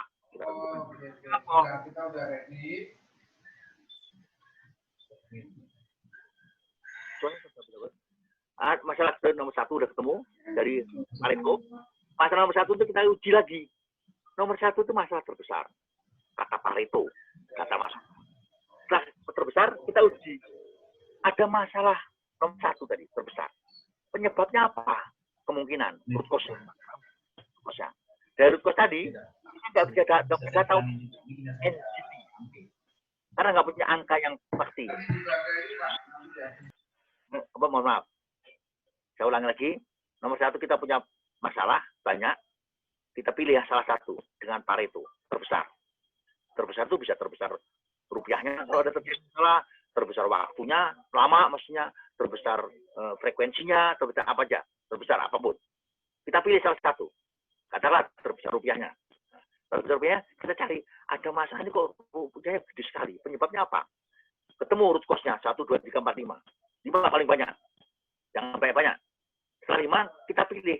Dari 5 itu mana penyebabnya? Pakai scatter diagram. Ternyata scatter diagram kita nggak punya data. Apa berhenti? Nggak bisa berhenti. Pakai apa? Nah, di antaranya tadi pakai NGT. Pakai pembobotan. Pembobotan NGT kita pilih. Itu pertanyaan Pak Surya tadi, katanya Pak Edi, Didi Eka Surya, katanya kok sampai ini butuh kenapa? Nah, ketemu nih angkanya. Terbesar mana? Oke Pak, kejawab? Ya, mudah-mudahan Pak Didik terjawab ya. Nah, nanti kalau misalnya masih belum puas, nanti bisa langsung lanjut lagi. Ya, selanjutnya ada pertanyaan dari Pak Ardian nih. Jika diminta untuk segera menemukan penyebab masalah, menurut Bapak metode manakah yang lebih efektif dalam menjelaskan masalah? Yang minta segera itu suku. Jadi gini Pak, jadi gini. Kegiatan inovasi ini nggak bisa segera. Kalau ada yang segera selesaikan, jangan pakai kegiatan mutu, pakai yang namanya task force, gitu loh Pak. Jadi kita harus analisa secara tajam, dari step by step, sehingga hasilnya optimum. Tapi kalau masalahnya segera selesaikan Pak, ya jangan GKM. Bisa harus selesai Pak, jangan GKM pakai task force. Gitu loh Pak. Kejawab ya Pak ya. Jadi kalau ada masalah yang urgent sekali, yang ini harus dikatakan, misalnya ada kebakaran nih. Wah kebakaran nih. Kita GKM kan, ya keburu habis. Nggak bisa kebakaran di GKM kan, harus pakai task force. Jelas Pak ya? Sebaliknya kalau ada masalah-masalah ini kok produksi kita kok rendah. Harus dibikin, besok harus jadi tinggi. Ya nggak bisa juga. Jadi tinggi gampang aja, kita lemburin aja mereka 24 jam kerjanya. Tapi apa itu solusinya? Tidak, gitu loh kira-kira Pak. Artinya kegiatan-kegiatan yang sifatnya mendesak, urgent, krusial, tidak bisa pakai KM, harus pakai task force. Oke, lanjut Pak. Selanjutnya dari Pak Hendy. Pak Hendy ini. Di fishbone diagram yang dilingkari, apakah itu yang paling berpengaruh? Apakah itu juga berdasarkan kesepakatan untuk menentukannya, Pak? Bagaimana? Yang dilingkari yang di ujung kayaknya untuk fishbone diagram. Jadi gini, saya bilang, jadi dalam membuat yang namanya diagram tulang ikan, itu dasarnya bukan pakai datanya data yang kualitatif, bukan data yang kuantitatif, bukan data terukur. Jadi kita bikin gambaran, ada kepala ikan, ada masalah.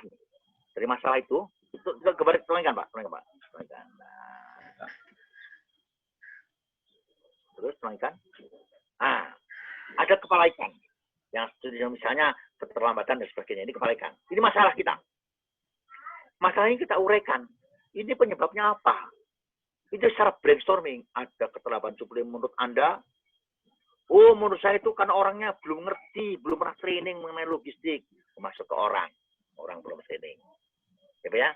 Nah, kalau ditulis seperti itu langsung dengan gambar tulang ikan ini, itu akan terjadi kerancuan nanti. Banyak coret-coretan. Makanya yang benar itu sebelum bikin tulang ikan, ya, kita bikin dulu.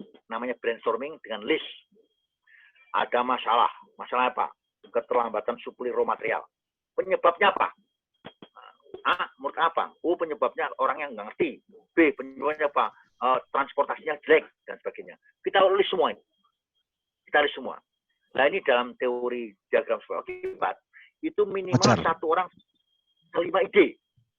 Punya 5 ide minimal. Karena kalau idenya 1, nanti ketemu rutosnya hanya 3, hanya 1. Enggak benar itu, tidak valid nanti. Setelah 5, ketemu ada 30. Dari 30 ide tadi, 30 kemungkinan penyebab masalah, 30, kita pilih apa?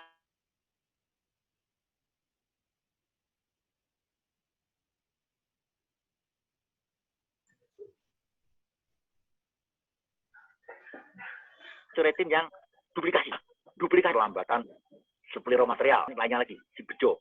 Oh, karena orang nggak ngerti, kan sama sebetulnya itu. Kita coret salah satu. Oke? Nah, kembali lagi. Ada keterlambatan suplai raw material, ya. Misalnya tadi yang duplikasi coret.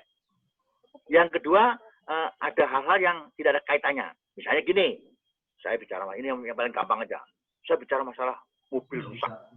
Mobil saya rusak, mogok. Penyebabnya apa? Karena jawabnya sambil ngantuk dan dia nggak ngerti mengenai mobil, asal bunyi aja. Mobil mogok karena spionnya miring. Itu ya jangan dipatahkan semangatnya orang itu. Tetap ditulis, mobil mogok karena spion miring. Pada waktu nanti analisa 30 tadi, yang spion miring tadi jilid langsung. Kenapa? Nggak mungkin mobil mogok karena spion miring. Gitu Pak. Tapi pada waktu dia ngomong, jangan dipatahkan, jangan di-cut. Apalagi ditertawakan. Karena prinsipnya mutu, kurang mutu, tidak boleh mentertawakan. Tertawa boleh, mentertawakan tidak boleh. Karena kalau si A tadi, si oknum tadi bilang, sambil ngantuk-ngantuk ngomong, mobil mogok karena spion miring. Terus kita ketawa, hahaha. Nanti yang kedua dia nggak akan ngomong lagi. Artinya apa? Penggalian ide dari anggota gugus tidak optimum. Itu kira-kira Pak. Oke, Berarti lanjut. bahannya itu kayak buat bocal gitu ya Pak ya? Pakai kemungkinan dulu kita list, ada yang kita Ya, betul. ingat bocal ya Pak ya? Nah. Sip, betul Pak, Pak. baik. Lanjut Pak, Pak Imam. Ya, baik. Tuh. Selanjutnya nih, ya. Sekali lagi. Jadi tulang ikan tuh gambarnya seperti ini. Dibikin kerangka seperti tulang ikan. Tapi kalau diisi sana teplok, apalagi pemula, nanti akan rancu. Acaranya itu dari mana nih? Ini orang apa? Bisa bingung. Tapi kalau bikin list tadi Pak Surya tadi, yang pakai bocal tadi, bahan orang, cara, alat, dan lingkungan, itu apa, metode manusia dan sebagainya, nanti akan ketemu nanti. Oh ini orang dan sebagainya. Tinggal diurutin saja. Ketemu nanti root cause-nya mana. Orang-orang kenapa? Kenapa baru? Belum pernah training. Kenapa belum training? Penempatannya mendesak misalnya. Oh jadi pernah mendesak. Jadi solusinya aja apa? Menempatkan orang jangan mendesak. Harus benar-benar yang orang-orang yang apa benar-benar. Ini bukan masalah supply terlambat. Kalau masalah listrik bisa mati orang itu. Itu kira-kira Pak. Lanjut Pak Imam.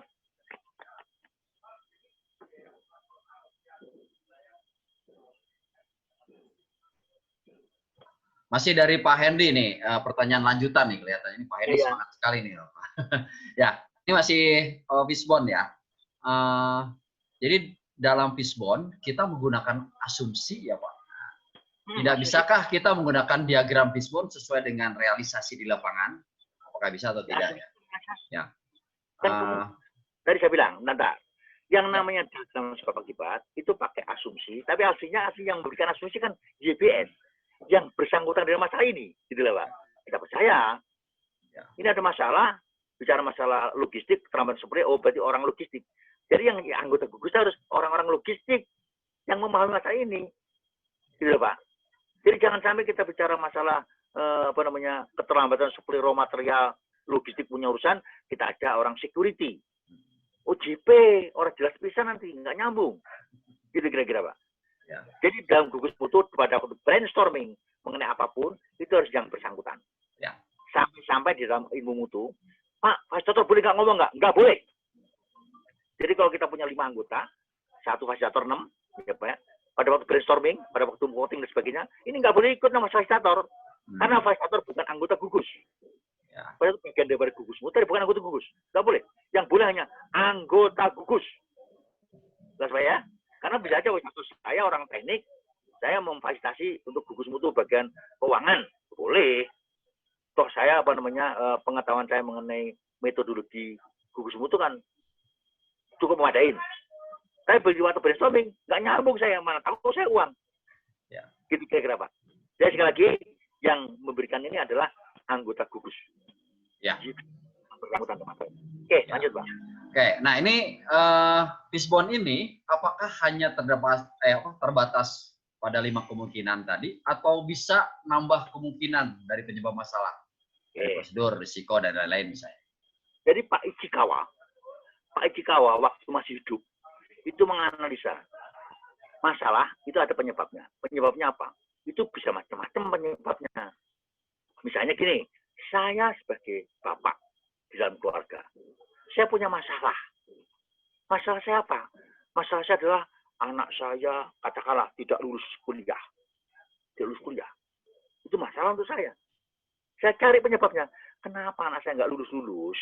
Baru udah waktunya di wisuda, udah 5 tahun kuliah. Penyebabnya apa? Dari penyebabnya nggak mesti manusia, metode, lingkungan, bahan, alat. Bisa aja 7. Atau bisa aja bahkan yang 4. Gitu loh Pak.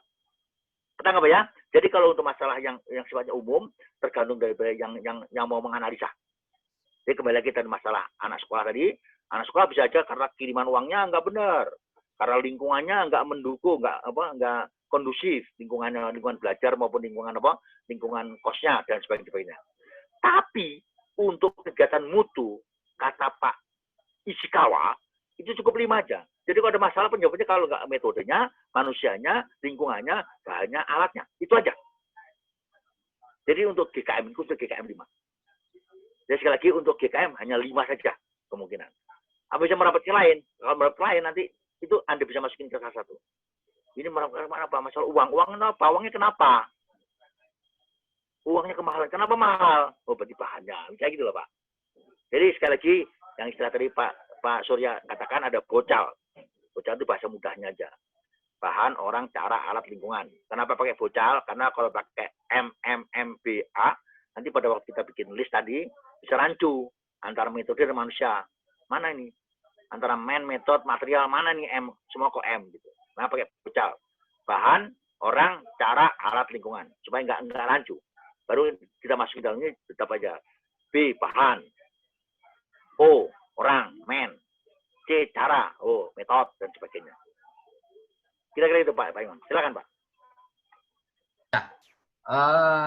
Selanjutnya ini masih dari Pak Hendy ya, meneruskan ini. Ini tetapi di PTPN 3 Persero memiliki program perlombaan inovasi di internal ya. Mohon sekilas cara penilaian untuk menentukan pemenang sehingga bisa lebih objektif Pak. Nah, ini buku yang lain sebetulnya Pak ya.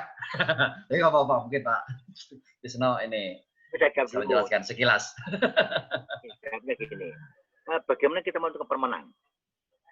Sebetulnya kalau kita bicara kegiatan mutu, nggak ada pemenang, semua menang. Semua menang iya. Kalau inovasi semua menang. Kenapa? Yang kalah itu yang nggak melakukan inovasi. Hanya kalau kita menentukan mana dari pegiat inovasi itu paling baik. Paling baik Pak ya. Paling baik dari apanya? Dari segi hasilnya, dari sisi uang tinggi, dari sisi efek, dari segi dan sebagainya. Itu banyak. Jadi dari segi uangnya, dari segi efeknya, dari segi kreditnya dan sebagainya. Kita pilih. Dan itu dari Pak Imam tadi. Untuk menilai itu ilmu penjurian itu. Itu ada nanti kalau saya di kesempatan Pak Imam lagi, saya akan bedah buku mengenai penjurian. Saya punya buku mengenai ilmu penjurian itu. Jadi kita juri harus mengasih betul. Ini orang pakai tulang ikan, gambarnya ikannya bagus. Wadah.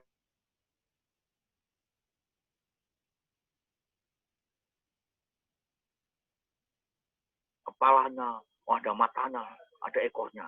Tapi jangan tergantung dari gambar, tapi daripada analisa satu demi satu. Gitu kira-kira Pak. Jadi sekali lagi pertanyaan Pak tadi mengenai bagaimana milih tadi, bagian milih. Saya pernah jadi juri di sana, di mana di PTP itu, PTP Medan kalau saya. Pak Surya, itu saya pilih. Saya milih nggak saya milih aja dari. Ini langkah satunya, langkah duanya, langkah tiganya. Itu ada beberapa kriteria. Saya kasih gambar sedikit. Kalau saya milih penilaian, saya menilai sebagai menilai. Saya hanya menilai 6 item yang saya nilai. Apa itu? Bagaimana perencanaan, bagaimana pelaksanaan.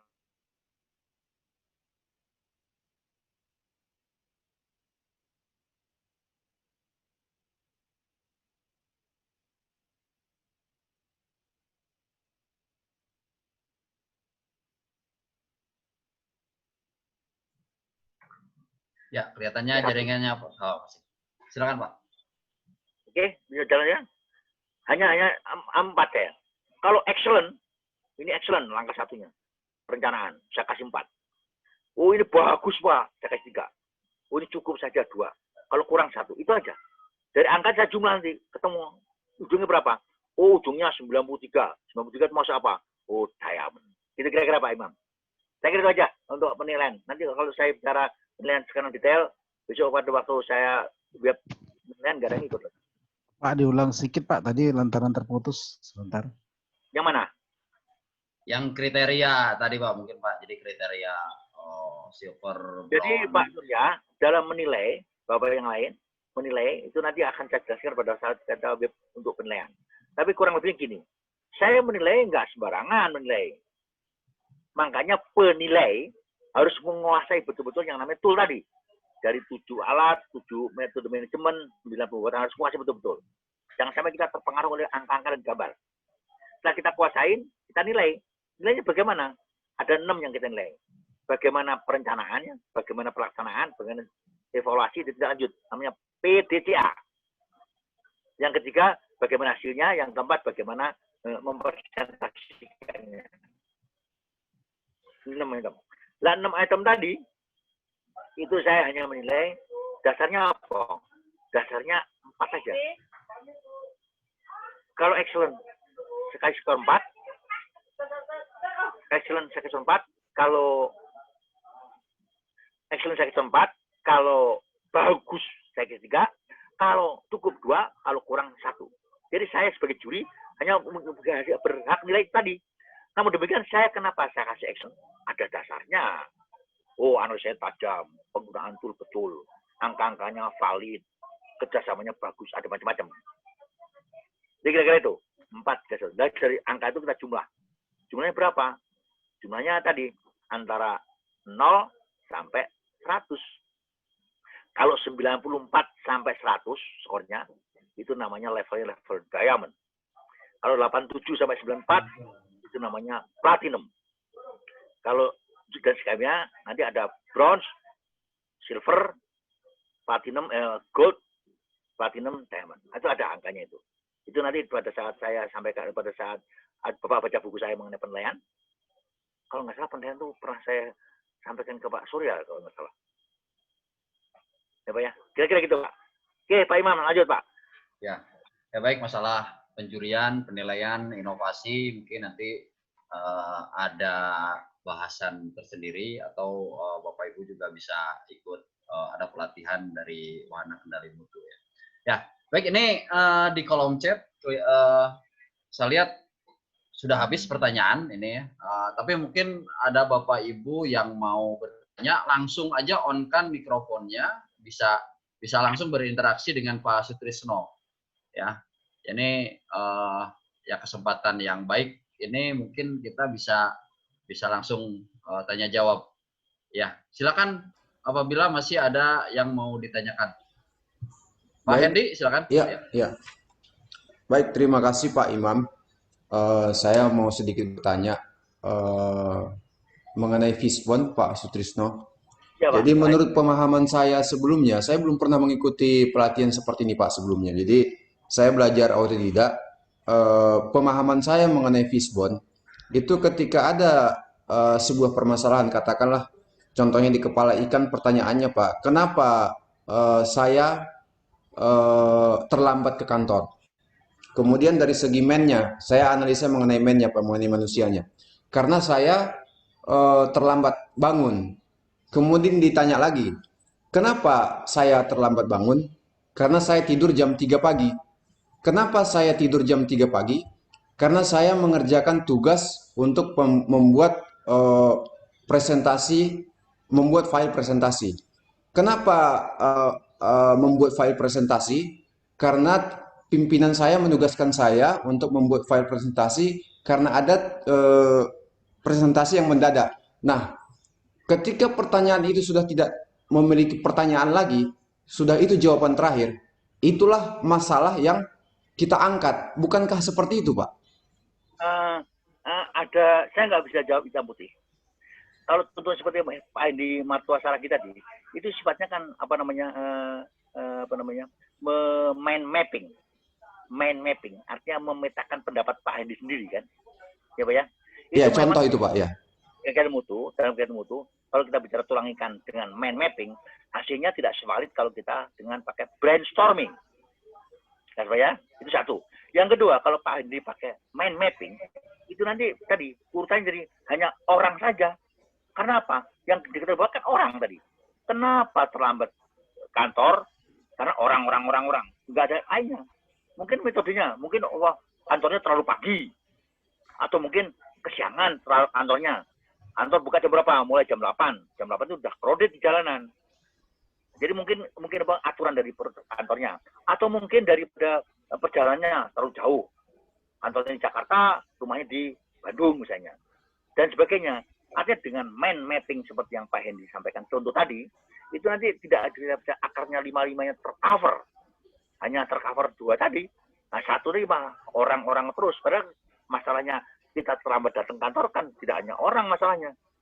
Gitu loh Pak. Yang ketiga, kalau contoh Pak Hendy tadi, saya dalam terlambat kantor ujungnya apa? Karena saya ada tugas menyiapkan materi untuk presentasi. Ya Pak ya? Kan nggak nyambung itu. Materi presentasi kan bukan orang. Kan metode itu sebenarnya. Makanya kalau nanti sekali lagi jawabannya, kalau kita mau menyelesaikan sebaiknya pakai brainstorming. Ya Pak ya? Bukan berarti main nggak boleh. Yang kedua, kalau kita mau menyelesaikan itu jangan langsung ke tempel dalam ikan. Seperti tadi saya bilang pakai list tadi. List yang ada gocal tadi. Sehingga ada masalah penyebabnya apa? Secara brainstorming itu kawan kita tanya satu persatu apa dari apa tadi nanti kita coret-coret yang duplikasi substansinya tinggal dari 30 dari katakanlah 25 kita coret lagi mana yang nggak ada kaitannya. Jangan pada waktu mereka ngomong kita coret. Ternyata tinggal 21. 21 kita masukin. Oh, ternyata ini man. Ini metode. Ternyata dari masukan tadi hanya man, metode, material saja. Ya nggak apa-apa. Ada tulang kain nanti hanya 3. Kakinya 3, bukan 5. Itu bisa juri nanya. Ini teorinya kan 5, kenapa 3? Bapak tunjukin aja. Ini loh, saya nggak langsung 3, tapi saya pakai list, ini listnya. Ternyata nggak ada kaitannya dengan uang. Yang jangan masukin. Kata nggak Pak Andy? Saya sekali lagi gunakan brainstorming. Tapi kalau main mapping boleh, tapi jangan tergantung daripada tadi. Karena kita keterbatasan ya orang, bukan orang saja. Oke, jawabannya itu Pak Andy. Moga-moga puas. Iya Silakan, Pak, Pak Andy. jadi sebenarnya kan itu salah satu contoh yang saya buat untuk analisa mainnya Pak. Bisa aja begini maksud saya tadi. Dari segi mesinnya contohnya Pak. Mesin itu katakanlah bisa aja analisanya katakanlah dari segi mainnya tadi bisa aja dia terlambat bangun. Tapi seandainya pun dia bangun jam 7, kalau seandainya dari segi mesinnya, katakanlah tadi mobilnya tidak rusak, itu masih bisa terkejar. Nah, itu jadi maksud saya tadi Pak hanya sebagai contoh, karena pemahaman saya sebelumnya kemungkinan berarti salah Pak ya. Saya berpikir selama ini fishbone itu ketika sebuah masalah sudah tidak ada pertanyaannya lagi, tidak bisa ditanya lagi, maka itulah yang akan kita angkat sebagai root cause analisanya. Statementnya betul. Statement betul. Jadi root cause ujung masalah, root cause akar masalah itu ada di ujungnya. Tapi dalam menentukan ujungnya tadi yang ada kesalahan sedikit gitu Pak. Tapi statement Bapak betul. Jadi pada waktu kita bikin tulang ikan, nanti yang sebagai root cause-nya ada di paling ujung. Tapi menentukan ujungnya itu jangan kaitan di bulat tadi. Pertama, kenapa terlambat kantor? Karena tidur terlambat bangun. Kenapa terlambat bangun? Karena malam sampai malam. Kan nggak nyambung itu. Antara orang dan metode dan hasilnya. Gitu loh Pak. Jadi dalam menentukan mengatur tadi kapan itu metode mesin itu tadi dibuat dulu listnya, dimasukin. Lah dalam hal ini perlu jam terbang. Maka saya bilang tadi, kalau kita akan melakukan kegiatan mutu supaya hasilnya optimum, harus berani jebur ke air. Jangan pengen berenang nggak pernah jebur ke air. Bagaimana bisa berenang? Padahal berenang itu gampang. Tapi banyak orang nggak bisa berenang. Begitu juga GKM. GKM itu gampang. Tapi kalau kita nggak pernah mencoba, nggak akan bisa. Jadi dalam penggunaan tool jual gitu, kapan saya menggunakan regression diagram? Kapan saya menggunakan diagram tulang ikan? Kapan saya menggunakan diagram yang 7 tool, dan sebagainya. Itu makanya intinya semua tadi yang 779 harus dikuasai. Katanya loh Pak. Tapi sudah dijelaskan ada lagi. Ada 100 tadi. Nah 100 itu dalam buku saya ini, buku yang akan saya bagikan, akan dikirim oleh panitia kepada Bapak semua, peserta. Itu Bapak bisa baca detail dalam bukunya. Oke Pak, kira itu jawaban saya sementara ini. Jadi kalau Bapak tadi sampaikan, Bapak betul. Tapi cara menentukan yang paling ujung tadi yang tidak betul. Oke lanjut Pak. Ada lagi? Baik, terima kasih Pak Sutrisno. Sama-sama Pak Martua Saragi. Pak Andi Martua Saragi dari mana Pak? Dari PT PN3 saya Pak. Satu geng dengan Pak Surya? Iya benar Pak. Satu geng. Nggak pernah ketemu saya? Saya masih baru di sini Pak, makanya saya tadi agak banyak bertanya karena masih baru saya di sini Pak. Yang lebih ahli itu Pak Surya Pak. Pak Surya udah senior beliau. Oke lanjut Pak. Pak Imam, lagi Pak Ya. Imam. Ya, baik. Terima kasih. Yang lain, apabila masih ada yang perlu didiskusikan, silakan. Sedikit, Pak Imam. Ya, silakan Pak Surya. Silakan Pak. Kebetulan Pak Trisno, Pak Hendi ini atasan saya, staf saya Pak Hendi. Oh gitu Pak Surya. Jadi kita memang bahas ini Pak juga sekaligus kita mungkin dalam waktu dekat ini juga mau melaksanakan lomba karya mutu di tingkat distrik. Iya. Jadi saya cuman sedikit berkaitan dengan Pareto Pak. Pareto yang ada beberapa penafsiran detail view trivial main itu gimana Pak ya? Penjelasannya lebih rinci dari Bapak. Pareto yang main. Pareto Pak. Pareto, Pak. Hah? Istilah trivial mania, Pak ya, atau Iya, istilah iya. Pareto itu, Pak. Ini Pak Pareto. 80%, Pareto, 80%, Pak. oke, saya jelasin juga untuk semuanya nih. Benar nggak saya jelasin dalam detailnya. Pareto adalah nama orang, Pak. Vilfredo Pareto, ahli statistik sekaligus ahli mutu, ahli quality. Beliau menjelaskan bahwasanya dalam satu permasalahan itu pasti ada yang tinggi. Contohnya aja beliau ngomong di dalam dunia ekonomi, dalam keuangan, itu di Italia waktu beliau masih hidup tahun 1800 sekian, itu yang namanya kekayaan Italia itu dikuasain oleh 20% bangsawan Italia. Padahal yang ngumpulin kekayaan itu 80% masyarakat jelata. Artinya ada jomplang. Makanya terkenal dengan formula Pareto 80-20. Nah, kembali ke sini. Dalam kita memilih satu masalah, itu disebutkan dalam 10 kaidahnya Pak Ichiro Miyauchi, itu ada namanya 10 konsep.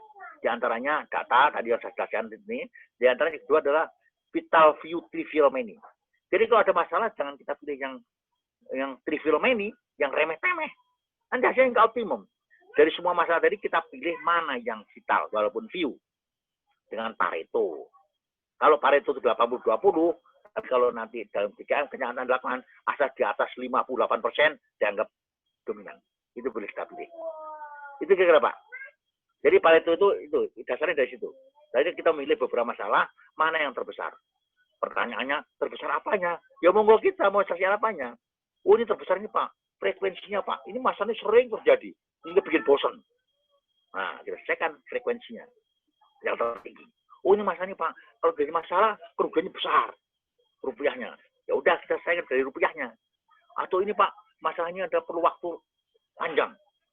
Kenapa perlu waktu panjang? Misalnya gini, orang mekanik. Saya orang mekanik, ada sah patah.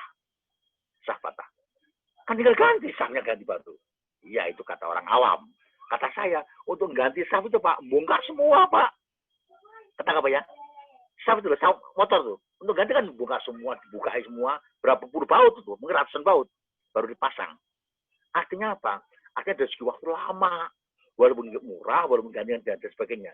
Jadi bisa dari waktu, bisa dari frekuensi, bisa dari rupiah, atau bisa side effect. Side effect itu apa? Side effect itu efek samping. Misalnya gini, Pak, itu view saya, ini bahasa teknik, mohon maaf, kalau yang lainnya yang nggak teknik, view saya itu sering trip. Masalah itu, sering trip. Ya nggak apa-apa, ganti kan gampang. Trip, naikin, trip putus, ganti. Cepat, murah harganya. Tapi side effect-nya Pak, iya. Kalau trip ini karena overload, yang overload itu di atas parah-parah, nggak ketahuan orang. Di sana ada bahan bakar, atau ada bahan yang mudah terbakar.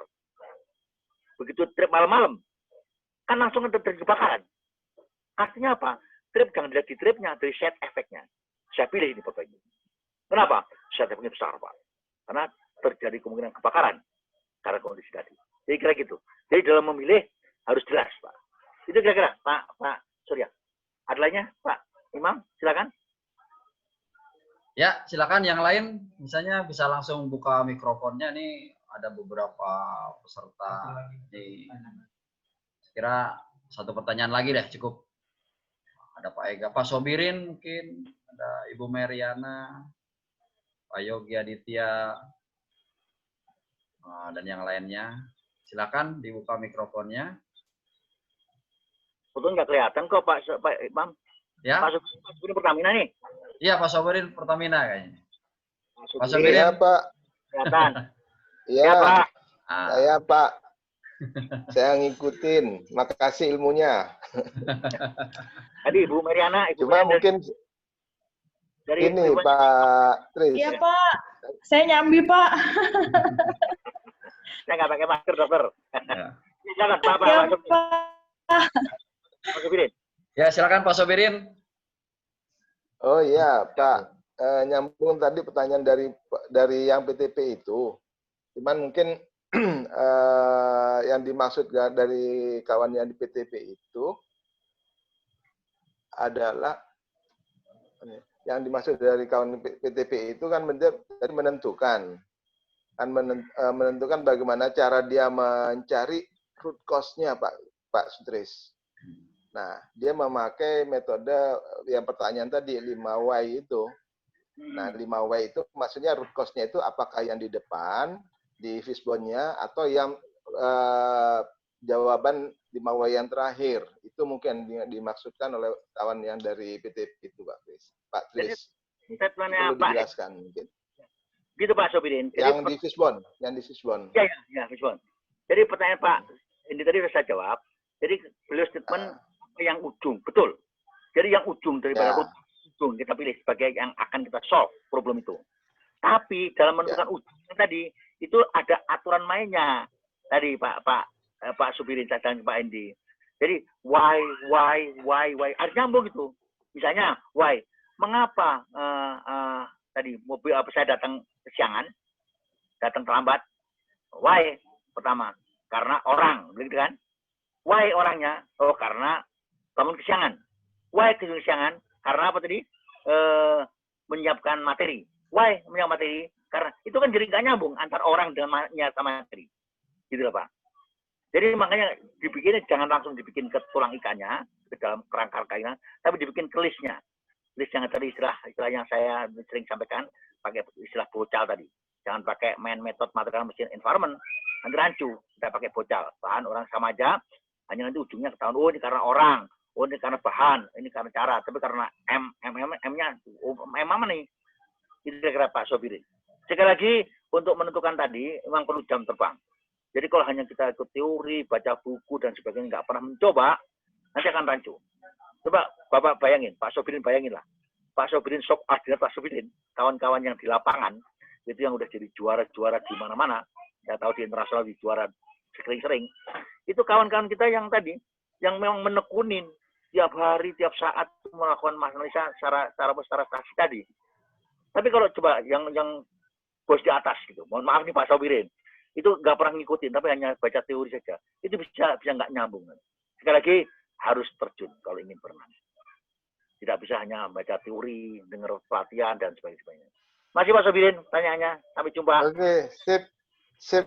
Makasih Pak Tris. Ya, baik Bapak Ibu sekalian, karena waktu ini sudah hampir habis nih, karena kita ya ternyata ya 2 jam ini tidak terasa ya.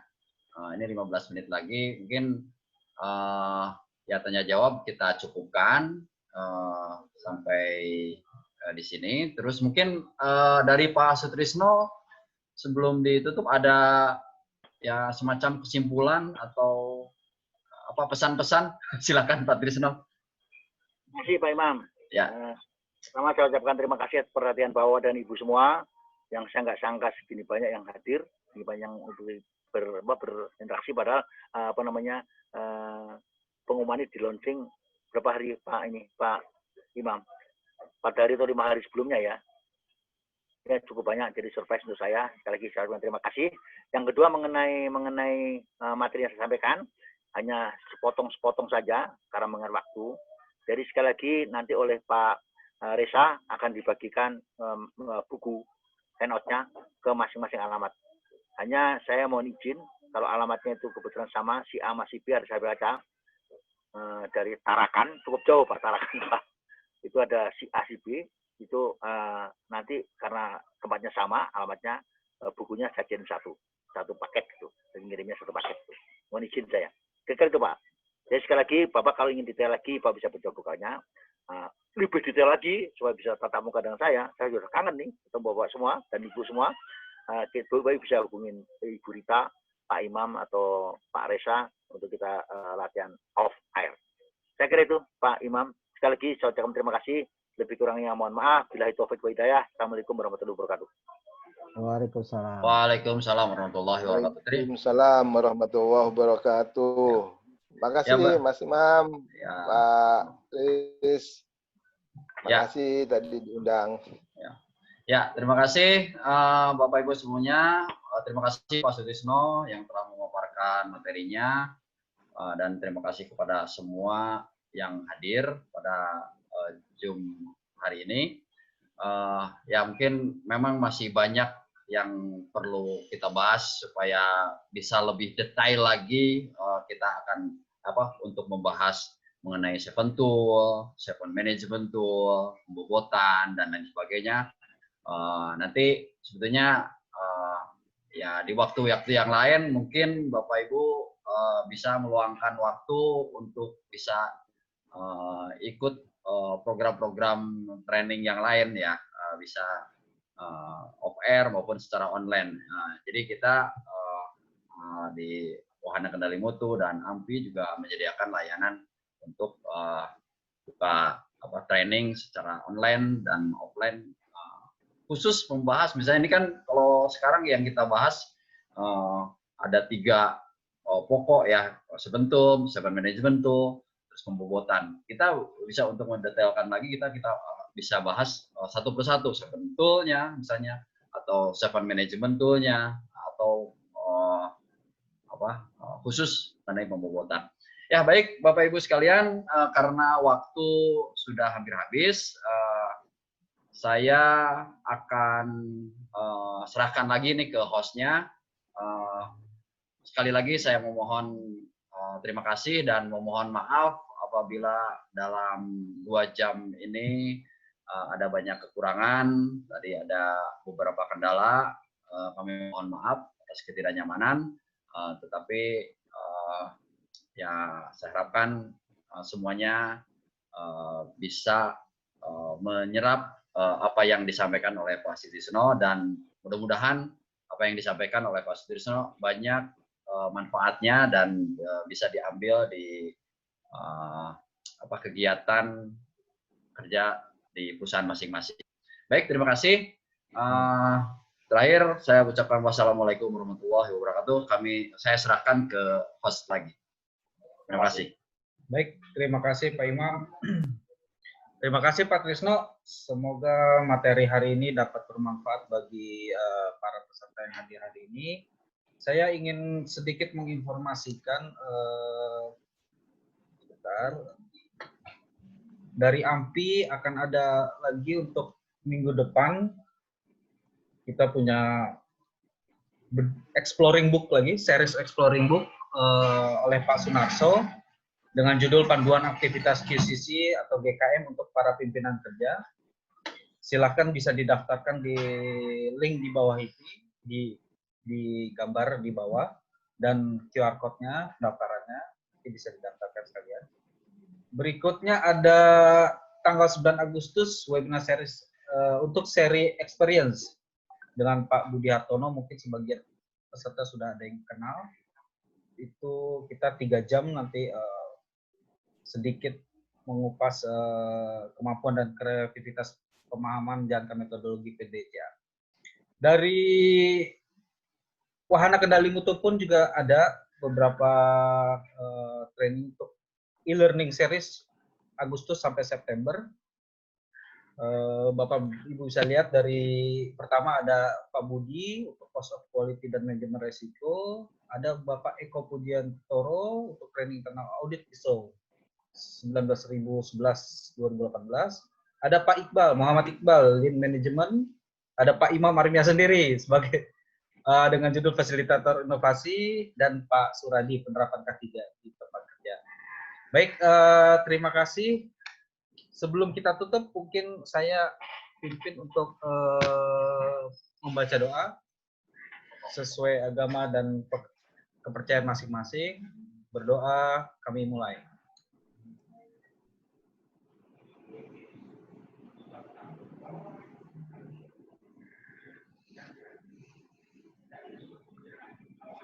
Baik, selesai. Sebelum kita akhiri, mohon kami biasa foto bersama, mohon bisa dinyalakan videonya. Jadi kita bisa foto bersama untuk dokumentasi kami. Pak Sutrisno pun bisa dinyalakan, tolong Pak videonya Pak Trisno. Udah Mayanti, udah lama nggak nongol. Pak. Bu Yanti, oh ada Bu Yanti, Pak Hidayat, Mbak Lisa, jadi kita foto bersama, Mbak Lulu. Ada Pak Binsar, ada Pak Trijoko, Mbak Nurul, Bu Fitrianti. Boleh, mohon izin dinyalakan videonya biar kita bisa foto bersama.